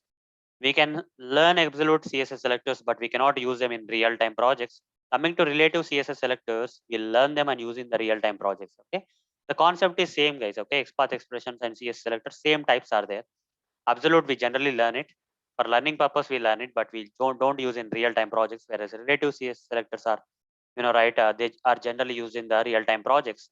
And absolute means full path, same as XPath expressions. Absolute CSS also full path.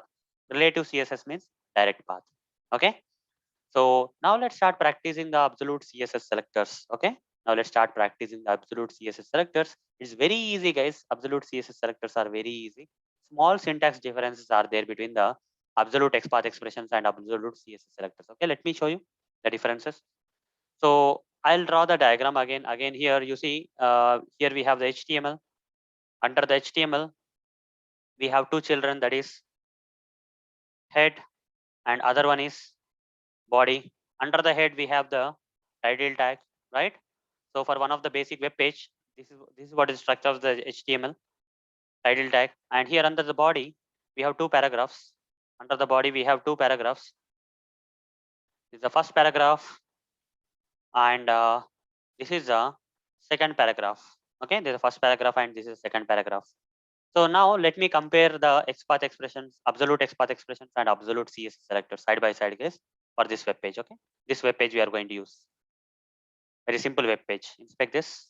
You'll see the HTML code here. Fine. Okay. Coming to the absolute XPath expressions, we generally write like this, guys. Okay. This side I'll write the absolute XPath expressions for locating this. So I have to say /HTML in case of absolute XPath expression. This is absolute XPath expression. Coming to the absolute CSS selectors, we don't even have to specify this slash symbol. No slash, no forward slash. Directly tag. Directly we have to give the tag name, guys. Okay. This is what the difference. Some small syntax differences are there. Here forward slash is used in absolute ABS XPath, I will say. Here in ABS CSS, absolute CSS selectors, you don't even have to provide that forward slash. Okay, this much is enough. And if you have to locate this head in absolute XPath, you have to write like this. /h, from the root we have to start /HTML /head will say, right? But coming to the absolute CSS, we'll write like this. HTML, okay? HTML for going from HTML for HTML, head is the child tag, right? To go to the head tag, we have to say greater than symbol and say head. Okay, that's it. Here we should not be using the forward slash. Here forward slash is used for going to the child tag, but here greater than symbol need to be used. For body, guys, if I have to write the absolute XPath expression, I have to write like this /HTML /body, like this absolute. But for CSS selector, you have to write first HTML greater than body, guys. Okay, immediate child. Okay, this is what is the symbol we have to use. You should not be using this one. We have to use this symbol. And coming to the title, if you want to look at the title in absolute XPath expression, you have to write like this /HTML / under that we have the head child tag. Under the head, title is the child of the head tag. Like this we have to write for title. But here we have to write HTML greater than symbol head greater than symbol title. Okay, this is what is the absolute CSS selector. If you want to locate these paragraphs, /HTML /head /body, under body, right? We have under HTML under body we have this two paragraph tags. This will locate two paragraph tags. Okay, in absolute XPath expression. Here HTML greater than body greater than P. Like this we have to write. So these are few things I have explained. Okay. So okay, I explained till where guys, till here I have explained. So this portion I have to explain, right? This extra examples I'll explain now. Okay. Let's continue. Coming to the absolute XPath expression. For example, if I want to locate this first paragraph with the help of this absolute XPath expression, I'll be writing like this, right? Slash HTML slash body. Okay, this is absolute XPath expression, guys. P square brackets, and this paragraph, if you can see in this HTML code of this page, first paragraph is having the ID as para1. So I generally give at the rate ID is equal to para1 here, right? This is what is the generally will write. But if I have to write a equivalent CSS selector for this, absolute CSS selector for this, I'll start with HTML, then greater than body, greater than P. Okay. So instead of forward slash, we are using the greater than symbols. Okay. Instead of this forward slashes, we are using the greater in starting with nothing, but in between greater than symbols. And here also square brackets we have to mention. But before the attribute name, sorry, let me type it again. HTML greater than body greater than P square brackets, and here at the rate should not be specified with the attribute names, guys. Okay. In CSS selectors, attribute names should be directly provided, guys. You should not provide the at the rate symbols. Okay. In absolute XPath expressions or XPath expressions, we need at the rate before the attribute names. But coming to the CS selectors, at the rate symbol is not required. Okay. Directly say ID is equal to para1. ID is equal to para1 is enough. Okay. Like this. Here at the rate symbol is not there. So till now, guys, what are the differences you have seen here is when you compare the this absolute XPath expressions with the CSS selectors, if you compare, here we have the forward slash here. Here we have to give greater than symbol. Okay. In place of forward slash, we have to give greater than symbol. And in place of at the rate symbol, okay, at the rate symbol, you generally provide an absolute XPath expression before the attribute names. But here, no at the rate. Okay. Nothing we have to provide. Okay. No at the rate symbol. Okay. These are few differences we have seen so far.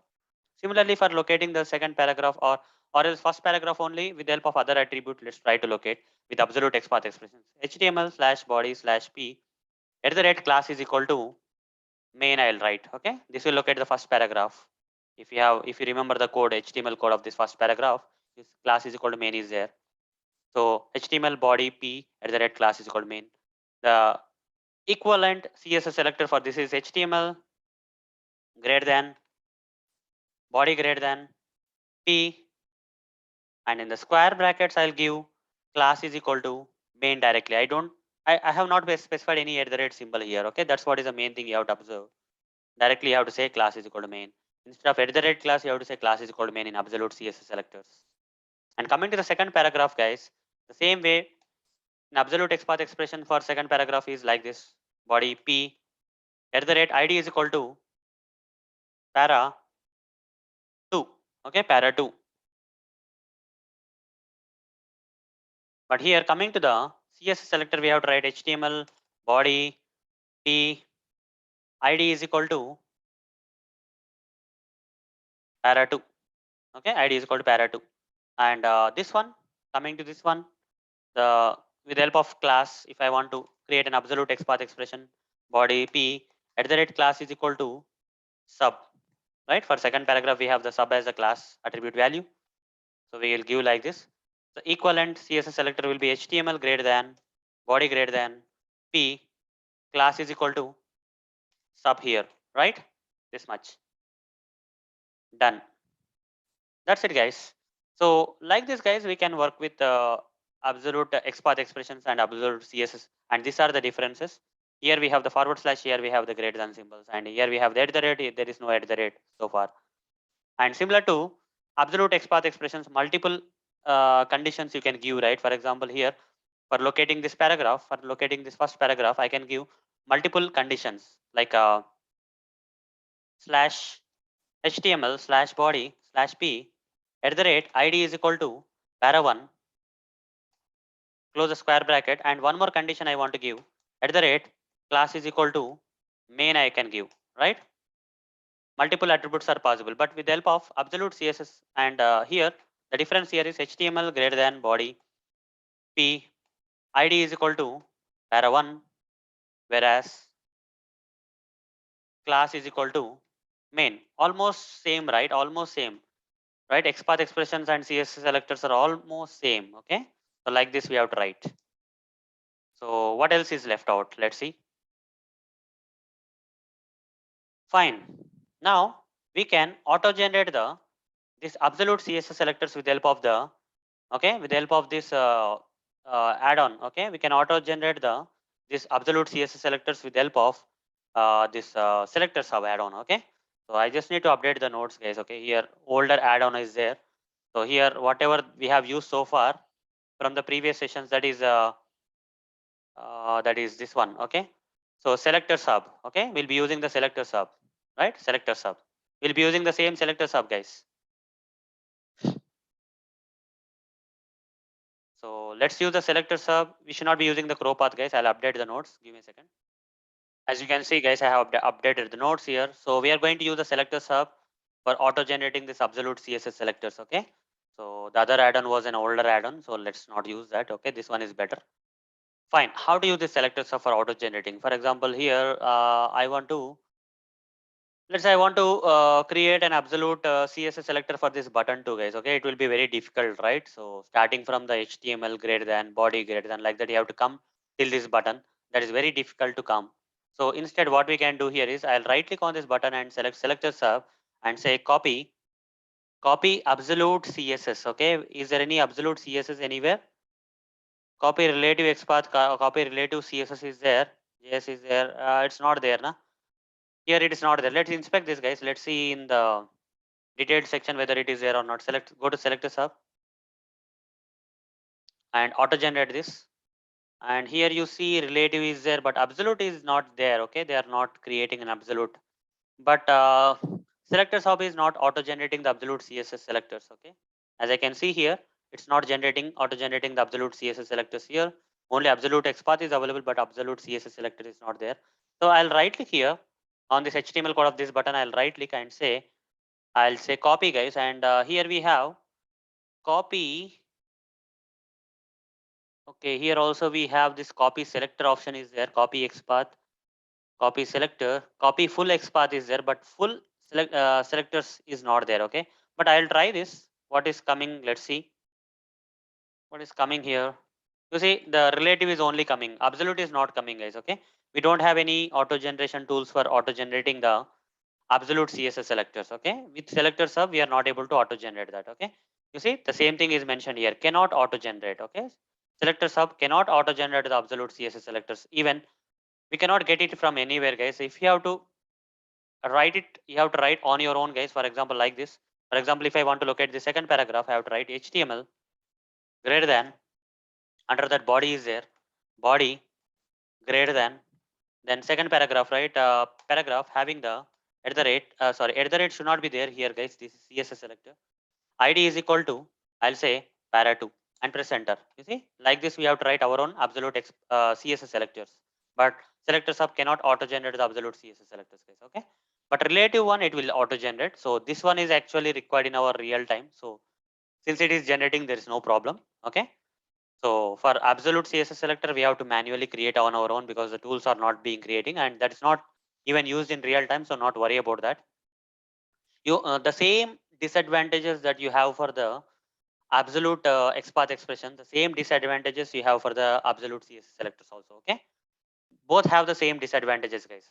Whatever the disadvantages that are there with absolute XPath, the same disadvantages are there with absolute CSS also, because full path means if for small changes done by the developers on the UI, okay, this absolute XPath expressions and absolute CSS expressions keep changing. Okay, so that's what is the disadvantage, guys. Okay, but coming to the relative XPath expressions or relative CSS selectors, they don't change. So this is the thing. Okay, so yeah. Okay, fine. So let's continue, guys. Let's continue with this CSS selectors for now. Lot of now let's go to the relative CSS where we are going to create shortcut CSS selectors or direct CSS selectors. Okay, instead of locating the elements from the root, will directly hit the elements. Okay. So as I've showed in the relative XPath, right? Similarly, relative CSS also will have the direct path. Okay. So come down here and again I'll draw the diagram. Okay. So HTML. Under HTML we have head and body. We have head and we have body. Under head we have title. Under head we have title. And under body we have two paragraphs. Paragraph 1 and paragraph 2. Paragraph 1 and paragraph 2. Okay, two paragraphs are there under the body. Okay, head title is there, body, two paragraphs are there. That's fine. Now what I'm going to do here is, okay, so I'm going to use relative XPath expressions here. Relative XPath expressions I'm going to type this side, and relative CSS selectors I'm going to type this side. Okay, so I'll just move it bit up. Same thing here also. I'll move this bit up so that fine. For HTML, if you have to write a relative XPath, you have to write like this. Double slash HTML you have to type. Okay, double slash HTML you have to type. But coming to the relative CSS selectors, directly HTML. No need to mention anything guys, directly. Here double slash here, double slash won't be there. Okay, double slash won't be there. It directly says HTML. For head, you have to say double slash head. Here, directly head. Okay, directly head guys. Nothing much. Okay, that is relative CSS selectors. For body, we have to say in relative XPath, we have to say double slash body. But in case of relative CSS selectors, we have to directly say body. That's it. For title, we have to say in relative XPath, we have to say title, double slash title.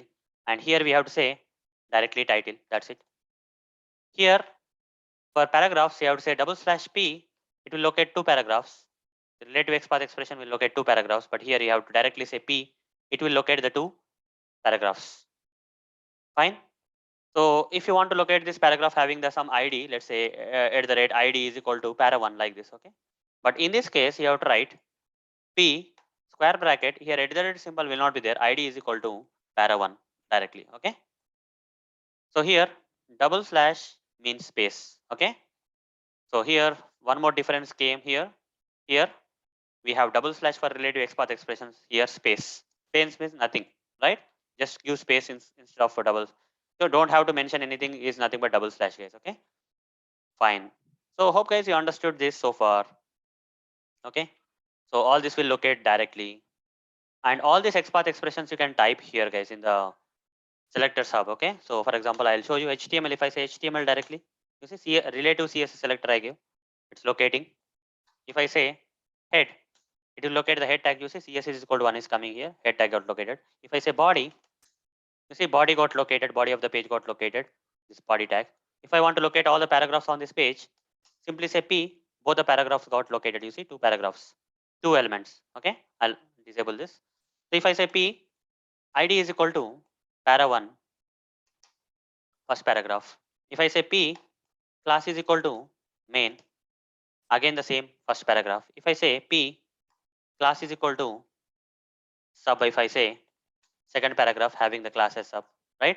Also I can say P, ID is equal to para1, class is equal to main, okay, located. Like this guys we can do, okay, like this we can do. And there are few symbols guys, there are some shortcut symbols here. Okay, I'll explain about these shortcut symbols now. So here guys, there is an equivalent something. For example, if you want to locate a paragraph having the ID as para1, this is the syntax, right? P square brackets ID is called para1. Instead of writing like this, you can also write in CSS selectors, you can write P hash para1 directly. Okay, hash means hash represents ID guys. Paragraph having the ID as para1 will be located. You just type it here, it will be done. Paragraph, instead of writing P square brackets ID is equal to para1, this is one way. But instead of this, you can also write P hash para1. Both are same guys. You see the same paragraph. If I say P hash para2, the paragraph which is having hash means ID guys. ID as para2 will be located. Okay, run this. You see The second paragraph which is having the id as para 2, like this, guys. For other thing also, there is one symbol. Okay.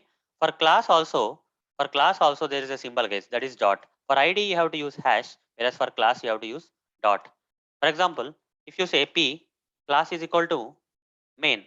Okay. This is how you write for class, right? P square brackets class attribute is equal to main. This you can write as p dot main. That's it. Dot means here class. Okay. Dot means class. So what I will do here is I'll just I'm collecting symbols, right? Or I will say CSS selectors. Okay. CSS selectors symbols. Okay. Here we have one symbol as greater than symbol. Then at the rate symbol is not there. Double slash is not there. Okay. Only greater than symbol is there for now. And instead of this double slash, you have to use space. Okay. I'll come to that later anyhow. But now the next one is hash. Hash is for ID and dot is for class. Okay. Hash is for ID and dot is for class. These are four symbols so far. Then next is what? We can use selectors hub for auto generating the relative CSS selectors. For example, if I have to auto generate the relative CSS selector for this button, right click on this button and select selectors hub, copy relative CSS selector. Copy this one, guys. Okay. And come here and paste it here. Okay. Somewhere. You see, this is a relative CSS selector. You see, hash BUT2 means any tag having the ID as BUT2. Okay. Any tag having the ID as BUT2. You see, so much short kind of relative CSS selector is kind of generating, right? You can also say right click on this and say copy selector. Okay. This is also same, guys. Okay. So what Google Chrome is giving, same CSS selector is giving for the same button. Okay. Either you can auto generating using the SelectorsHub add-on, or you can even right click on this HTML code and say copy selector, and you'll get the same thing. Okay, fine. So now we'll do it for the search button, guys. What we are getting for search button, let's see. Right click on this and say SelectorsHub and copy relative CSS selector. I am saying, and here I can paste like this. Okay, input title is equal to search and value is equal to search, like this. Okay, so this is what is generated by the SelectorsHub. So I'll inspect this and I'll right click on the HTML code, and from the Google Chrome Dev Tools I'll try to copy the CSS selector. What we are getting, let's see. You see, sometimes Google Chrome Dev Tools will not give you a proper one. Okay, now guys, you have to apply your knowledge, whatever the knowledge you have gained so far. That is how to create the CSS selectors on your own. You already know now, right? You know the basics now, right? Just compare these two things, guys. Okay, this one is provided by SelectorsHub. This one is given by the Google Chrome Dev Tools. Which one is better? This looks better or this looks better? Which one is better? You see, here greater than symbols means it's kind of following the absolute CSS selector format here. This one is breakable. Okay, so I don't think this one is better. Okay, so whatever that is generated by SelectorsHub is always better. Okay, we can judge it now. Okay, we can judge which tool is giving which type of CSS selectors and which one is better. I can decide which one is better because now I have the knowledge of the relative CSS selectors and absolute CSS selectors, and I know which one is correct one, and I can go with the better one. That's what is a requirement. That's what is a requirement, guys. Why we are learning this? How to create XPath expressions and CSS selectors on our own instead of depending on the tools. Okay, instead of depending on the default tools like Chrome Dev Tools or SelectorsHub auto generation tool, right? So if we have the knowledge of how to create the XPath expressions and CSS selectors, we can do better. Fine. Now, guys, I have a lot of examples for the relative CSS selectors. Okay, let's work on these examples. Okay, with these examples, we'll get confidence on how to create CSS selectors. Okay, how to create CSS selectors, we'll get the confidence. Let's complete them. So fine, guys, we'll go with this basic page for now. We'll go with the basic page, and here we'll start creating. Okay, I'll just remove this. Don't save. Done. Fresh thing we have. Okay, we'll start the practice here for relative CSS selectors. Okay, so here if I have to inspect this, and if I have to locate this HTML, okay, with relative CSS selectors, if I have to locate this HTML, what I have to do, guys? What I have to give? With the relative CSS selector, I have to locate this HTML. Simply, I have directly have to give HTML, guys. Okay, that's it. HTML. This will locate. So copy this and go to the SelectorsHub and paste it here. You see, HTML tag is getting located here. That means we are good. Next, HTML head. Locate the HTML head. Head means directly we have to hit the head tag. So here directly you can add head, guys. Okay, we can type head. Using this, we can locate the. This is a relative CSS selector for locating the head. Similarly, next one is title. If you want to locate the title, so instead of going from the root element, directly we'll hit the title, guys. So here we'll give title. Okay, copy this title and paste it here and press enter. You see, directly title tag got located. Similarly, if you want to locate the body, okay, so instead of going from the root element, directly we can hit the body, guys. Okay, so here we'll just give body here, and if you type this body in this thing, you see body section got located. Now next one, p tags. Okay, paragraph tags.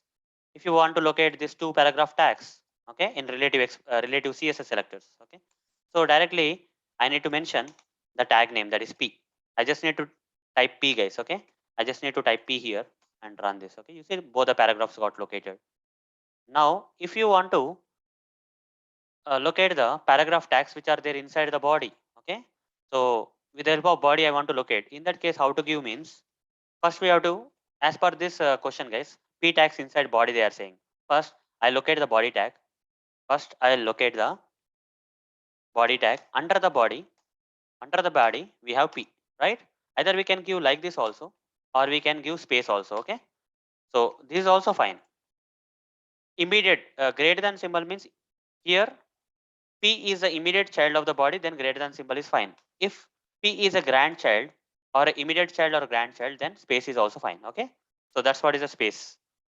So we generally use space, guys. Okay, whether it is immediate child or okay grandchild, both the cases space will be useful. So I'm just giving space. Okay, body space P. Done. It will locate the two paragraphs. Done.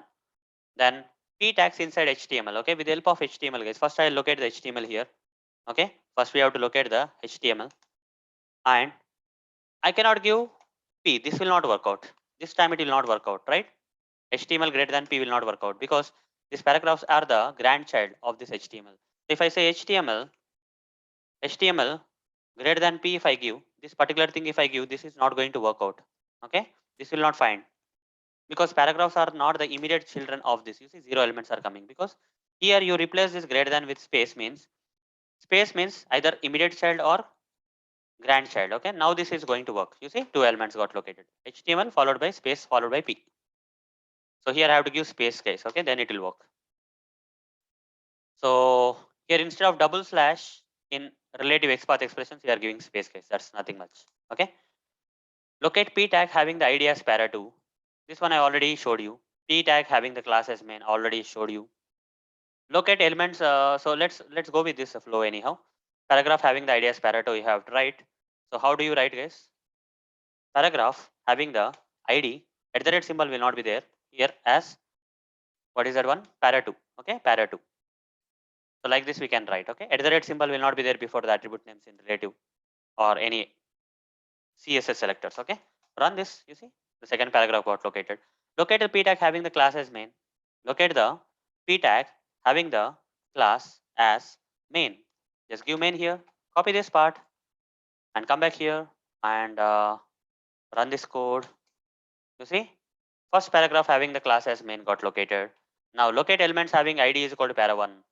Locate elements. They are not saying p tag. Any elements having the ID as para1. In that case, guys, any elements means you don't give any tag here. Okay, just don't specify any tag. Provide square brackets and say ID is equal to what is ID? They are asking para1. Directly give ID is equal to para1. Okay, this is one way. Copy this and paste it here. You see ID as para1. So any tag having the ID as para1, this is the syntax. Okay, this is the syntax we have to write. Or there is even more better way. ID para1, right? Simply say hash para1. This is also same. This is also same as this one. Any tag having the ID as para1. This is also same thing. If you don't give any tag name, that is any tag in the relative CSS selectors. You see hash para1. Done. Locating still. Locate elements having the class sub. Okay. Locate elements having the class as sub. Any elements. So again square brackets. I'll not give the tag name because they didn't give any specific p tag or something. Class is equal to sub. Class is equal to sub. I'll say. This is one way. Or I can also give dot sub. Dot means class. Dot stands for class here. Okay. These two things will work out. Just give this and run this. You see, second paragraph. Even I can give the second one also, second variation also. This also will find the paragraph having the any tag having the class as sub. Okay, the same. Okay, paragraph having the id as para one. Okay, p tag having the id as para one. For that we can write two ways. Okay, p tag having the id as para one. Okay, this is one way, or we can say p hash para one. Okay, both are fine. Paragraph having the id as para one, or this also will work. Paragraph having the id as para one also will work. You see, both the cases are working. Next one, paragraph having the id as para 2. Same thing, right? So there's nothing much. Paragraph having the id as para 2. Okay, para 2. This is one way. Or we can also write p hash para 2. Okay. Very simple things, guys. Once you have learned XPath expressions and relative XPath and absolute XPath expressions, using the CSS selectors is very easy, guys. Just small syntax differences are there. Apart from that, nothing is there. Okay. P hash para 2. Okay, done. Okay, it's locating. Next, locate elements having id as para 2. Okay, id as para 2 means id is equal to para 2. They are not given any tag name. So like this we have to use, or we have to say hash para 2. Both are fine. Okay, either you can use this first approach or second approach. So whatever you feel convenient. So I'll give this one. You see, id as para 2, this one. And second variation also I'll give. That is hash para 2 also will give the same result. So hash para 2 also will give the same result. Done. Now dot for locating the class name already we have seen, guys. P dot main I have shown you. P dot sub also I showed you. Okay. Paragraph tag having the class as main. If you have to write like this, there are two variations. Paragraph tag having the class as main, this is one way. Class as main, this is one way. Or we can say P dot main. Okay. Both are fine. Here dot stands for class. Simple words. So dot hash already covered. Fine. Fine. Let's go here and run this code. Done. P class is equal to main. This is one thing. And P dot main is the second thing. Both are fine. They are locating, right? Similarly, paragraph having the class as sub. Okay. Paragraph having the class as sub. P class is equal to sub we can write, or we can say P dot sub. This is also fine. Okay. Anything you can use. Come back here and run this. Yeah, it's locating the second paragraph having the class as sub. And also this one also will do the same thing. Paragraph having the class as sub will be located with the help of this relative CSS selector. Okay, with this we are done till here, guys. Let's keep continuing with this other examples we have. We can fastly go, guys, because we already have the knowledge of XPath expression. So CSS selectors is not much big deal. Locate input tag having value blue. Here they clearly mention input tag, guys. Okay, they clearly mentioned the input tag. So in relative CSS selectors, directly we have to say input because tag name is given, but value is blue. Square brackets, put square brackets, and say value is equal to blue. Okay, value is equal to blue. That's it, guys. This will locate the. So this one we have to practice on another application, that is omai.blogspot.com.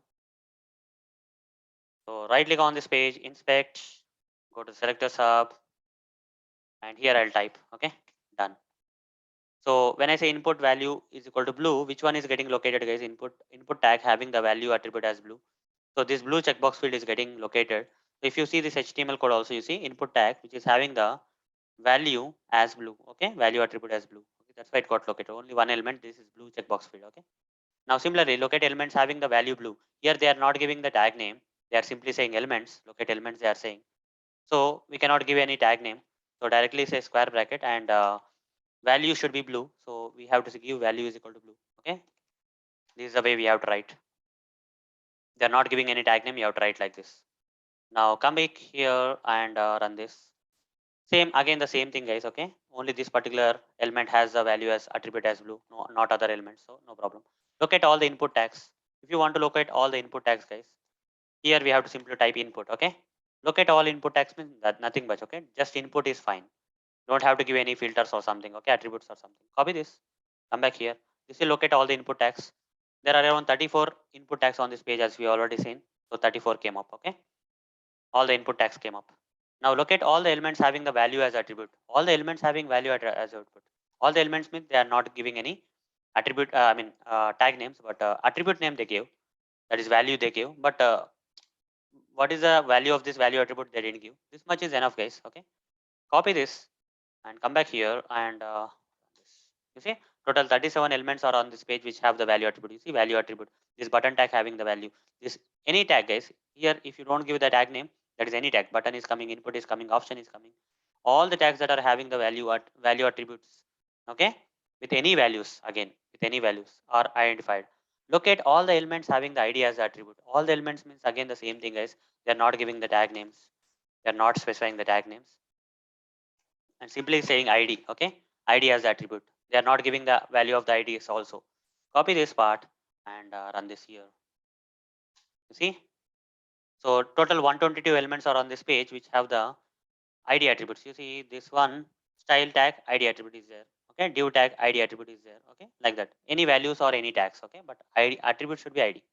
Look at all elements. That means any tag having name as attribute. Same thing, guys. Again the same thing. So here you have to give name. Okay, this will find it out. The next one, look at all the elements having the hrefs attribute. Same thing again. Any tag having href, okay, as attribute. Then look at all the elements having src as attribute. Again the same thing. You can try all this stuff, guys. Okay, this is the syntax. Look at all the image tags having src as attribute. Image tag, they are giving the tag name src as attribute. That's it. This much. img with src. 4 elements are there on this page. 4 images having the src attribute. You see. Fine. With this, we are done with till here. Now let's continue with this website now again. Paragraph having the ID, only ID, paragraph class. I think this is same. Okay. With this explanation, you should understand this part. You can try it on your own. Now, guys, we are almost there. So here, guys, I'll explain about this part. Okay. Demonstrate. I'll demonstrate this at this basic website now. That is this website. So what is this? What is this, guys? Okay. Star means colon first child. Okay. Locate the first child inside. Okay. How to use the star first child? I'll explain you. For example, there is a question like locate the first child inside the body tag. First, let's locate the body tag, guys. Okay. Here, let's locate the body tag. How to locate this body tag? Directly say body, right? You have to type. Sorry. You have to type. Okay. We have to directly type body here. Okay. That's one thing. And locate the first child, immediate child, greater than. Okay. Greater than. Here you can say star, guys. Okay. Here you can use hashtag symbol, colon, first hyphen child you can write. Okay. Colon first child. This will get you the first child under the body tag. Okay. Any tag having the first any tag, but it should be the first child. Okay. Hashtag means any tag, and that should be the first one. Okay. The first position under the body tag. Let's see here what is there directly under the body, guys. If you see here under the body, the first one is this paragraph tag. Okay. That should be located. First paragraph should be located. You see the first paragraph got located. P, you see CSS is code 1 came here. Similarly, locate the first child inside the head tag. What is the first child inside the head tag? Title, right? So I'll write in the same fashion, guys. Okay. So head greater than immediate child. It can be any tag, but it should be the first child. For that colon first child. Okay. So this part you have to remember, guys. Colon first child is something we are using. Instead of giving number 1, square bracket 1 and all, we are using colon first child in this CSS selectors. Okay.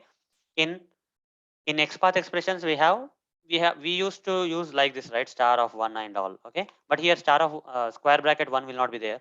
Here we have to use colon first child. Okay. This is the process. You have to use colon first child. Let's run this, guys. Colon head greater than colon first child. Okay. You see title tag got located. Next, locate the first child inside the HTML tag. Locate the first child inside the HTML tag. First child is here, head and body are there. It can be any tag, but it should be the first child. So I'll be writing like this, the same fashion. HTML, immediate child, hashtag symbol. It can be any tag, colon. It should be the first child. It should be the first child. Okay. So colon first child I have to write here. So this will locate the head tag. Okay. You see here it will locate the head tag now. You see head tag got located here, right? Head tag got located. Done. Locate the first paragraph tag. So locate the first paragraph tag. So paragraph we have to locate and p colon first child we have to write. Okay. So if you want to locate all the paragraphs, you have to say p, right? And in that you have to locate the first one colon first hyphen child. Okay. Paragraph tag which is of the first child. This is the syntax. So give here p colon first child. Sorry, not here, guys. Here. So first child. Okay. Now locate the first paragraph tag having the id as para1. P id is equal to para1 and again first child is there colon first child you can add. Paragraph tag having the id as para1 and it should be the first child colon first hyphen child you can give. Okay. First hyphen child. This is the syntax.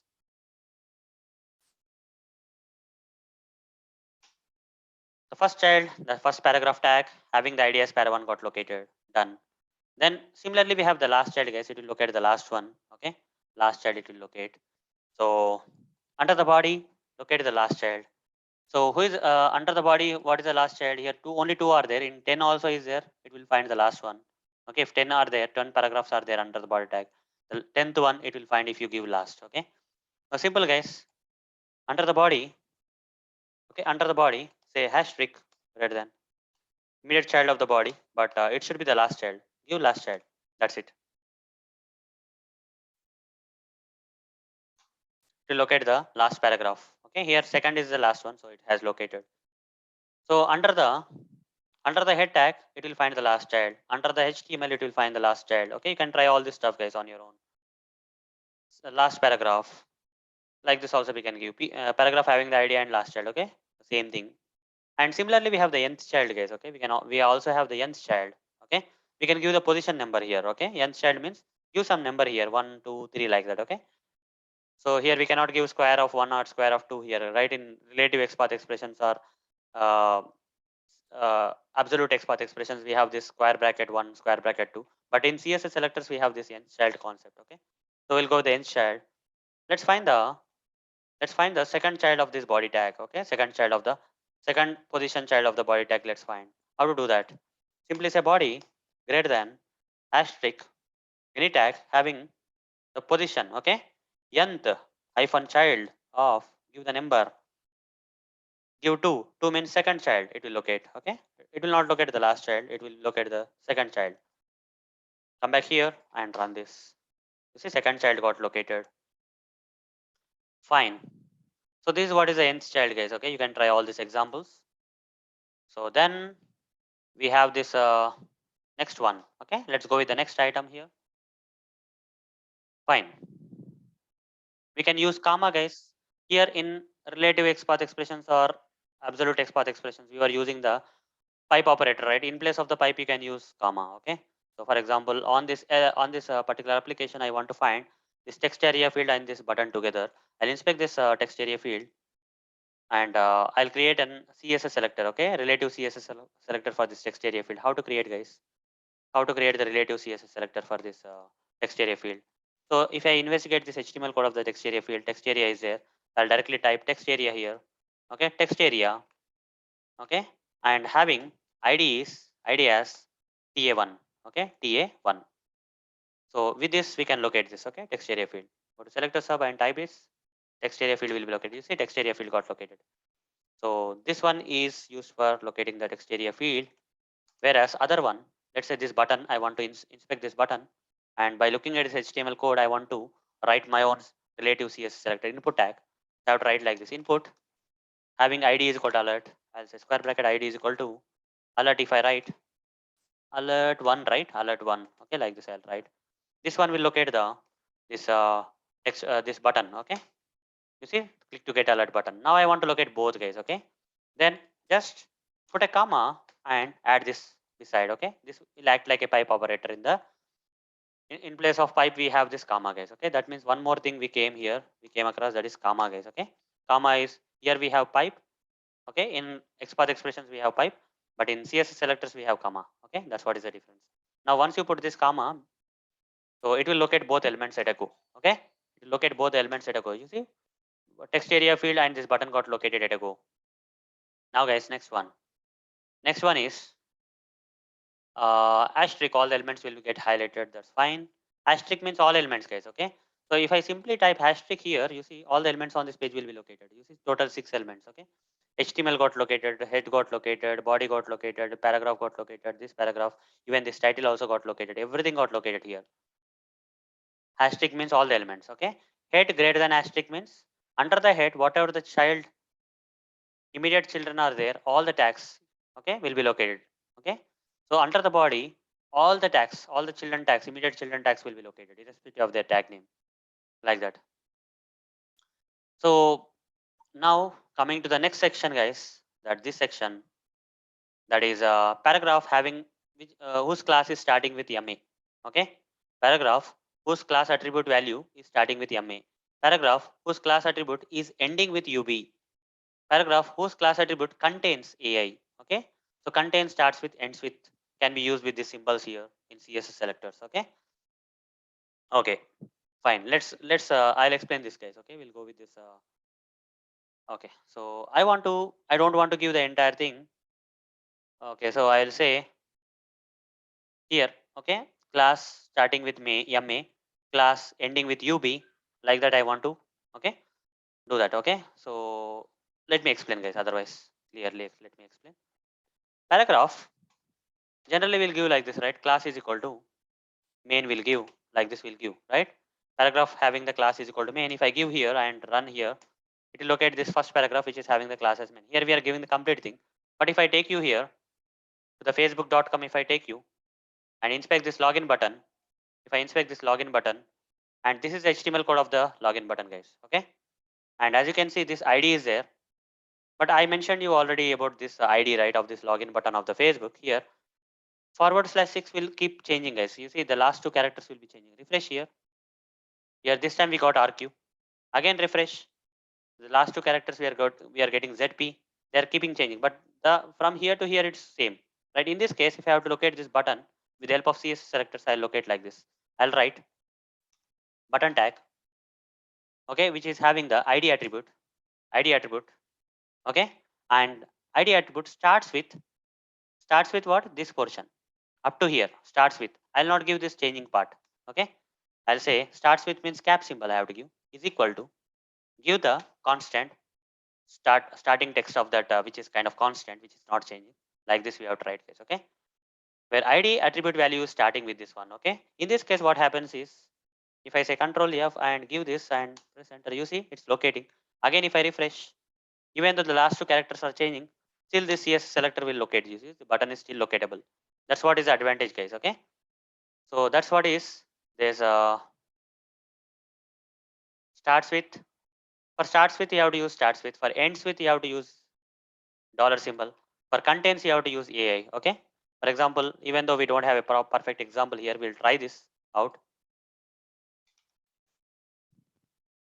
I want to locate a paragraph whose class attribute value starts with MA.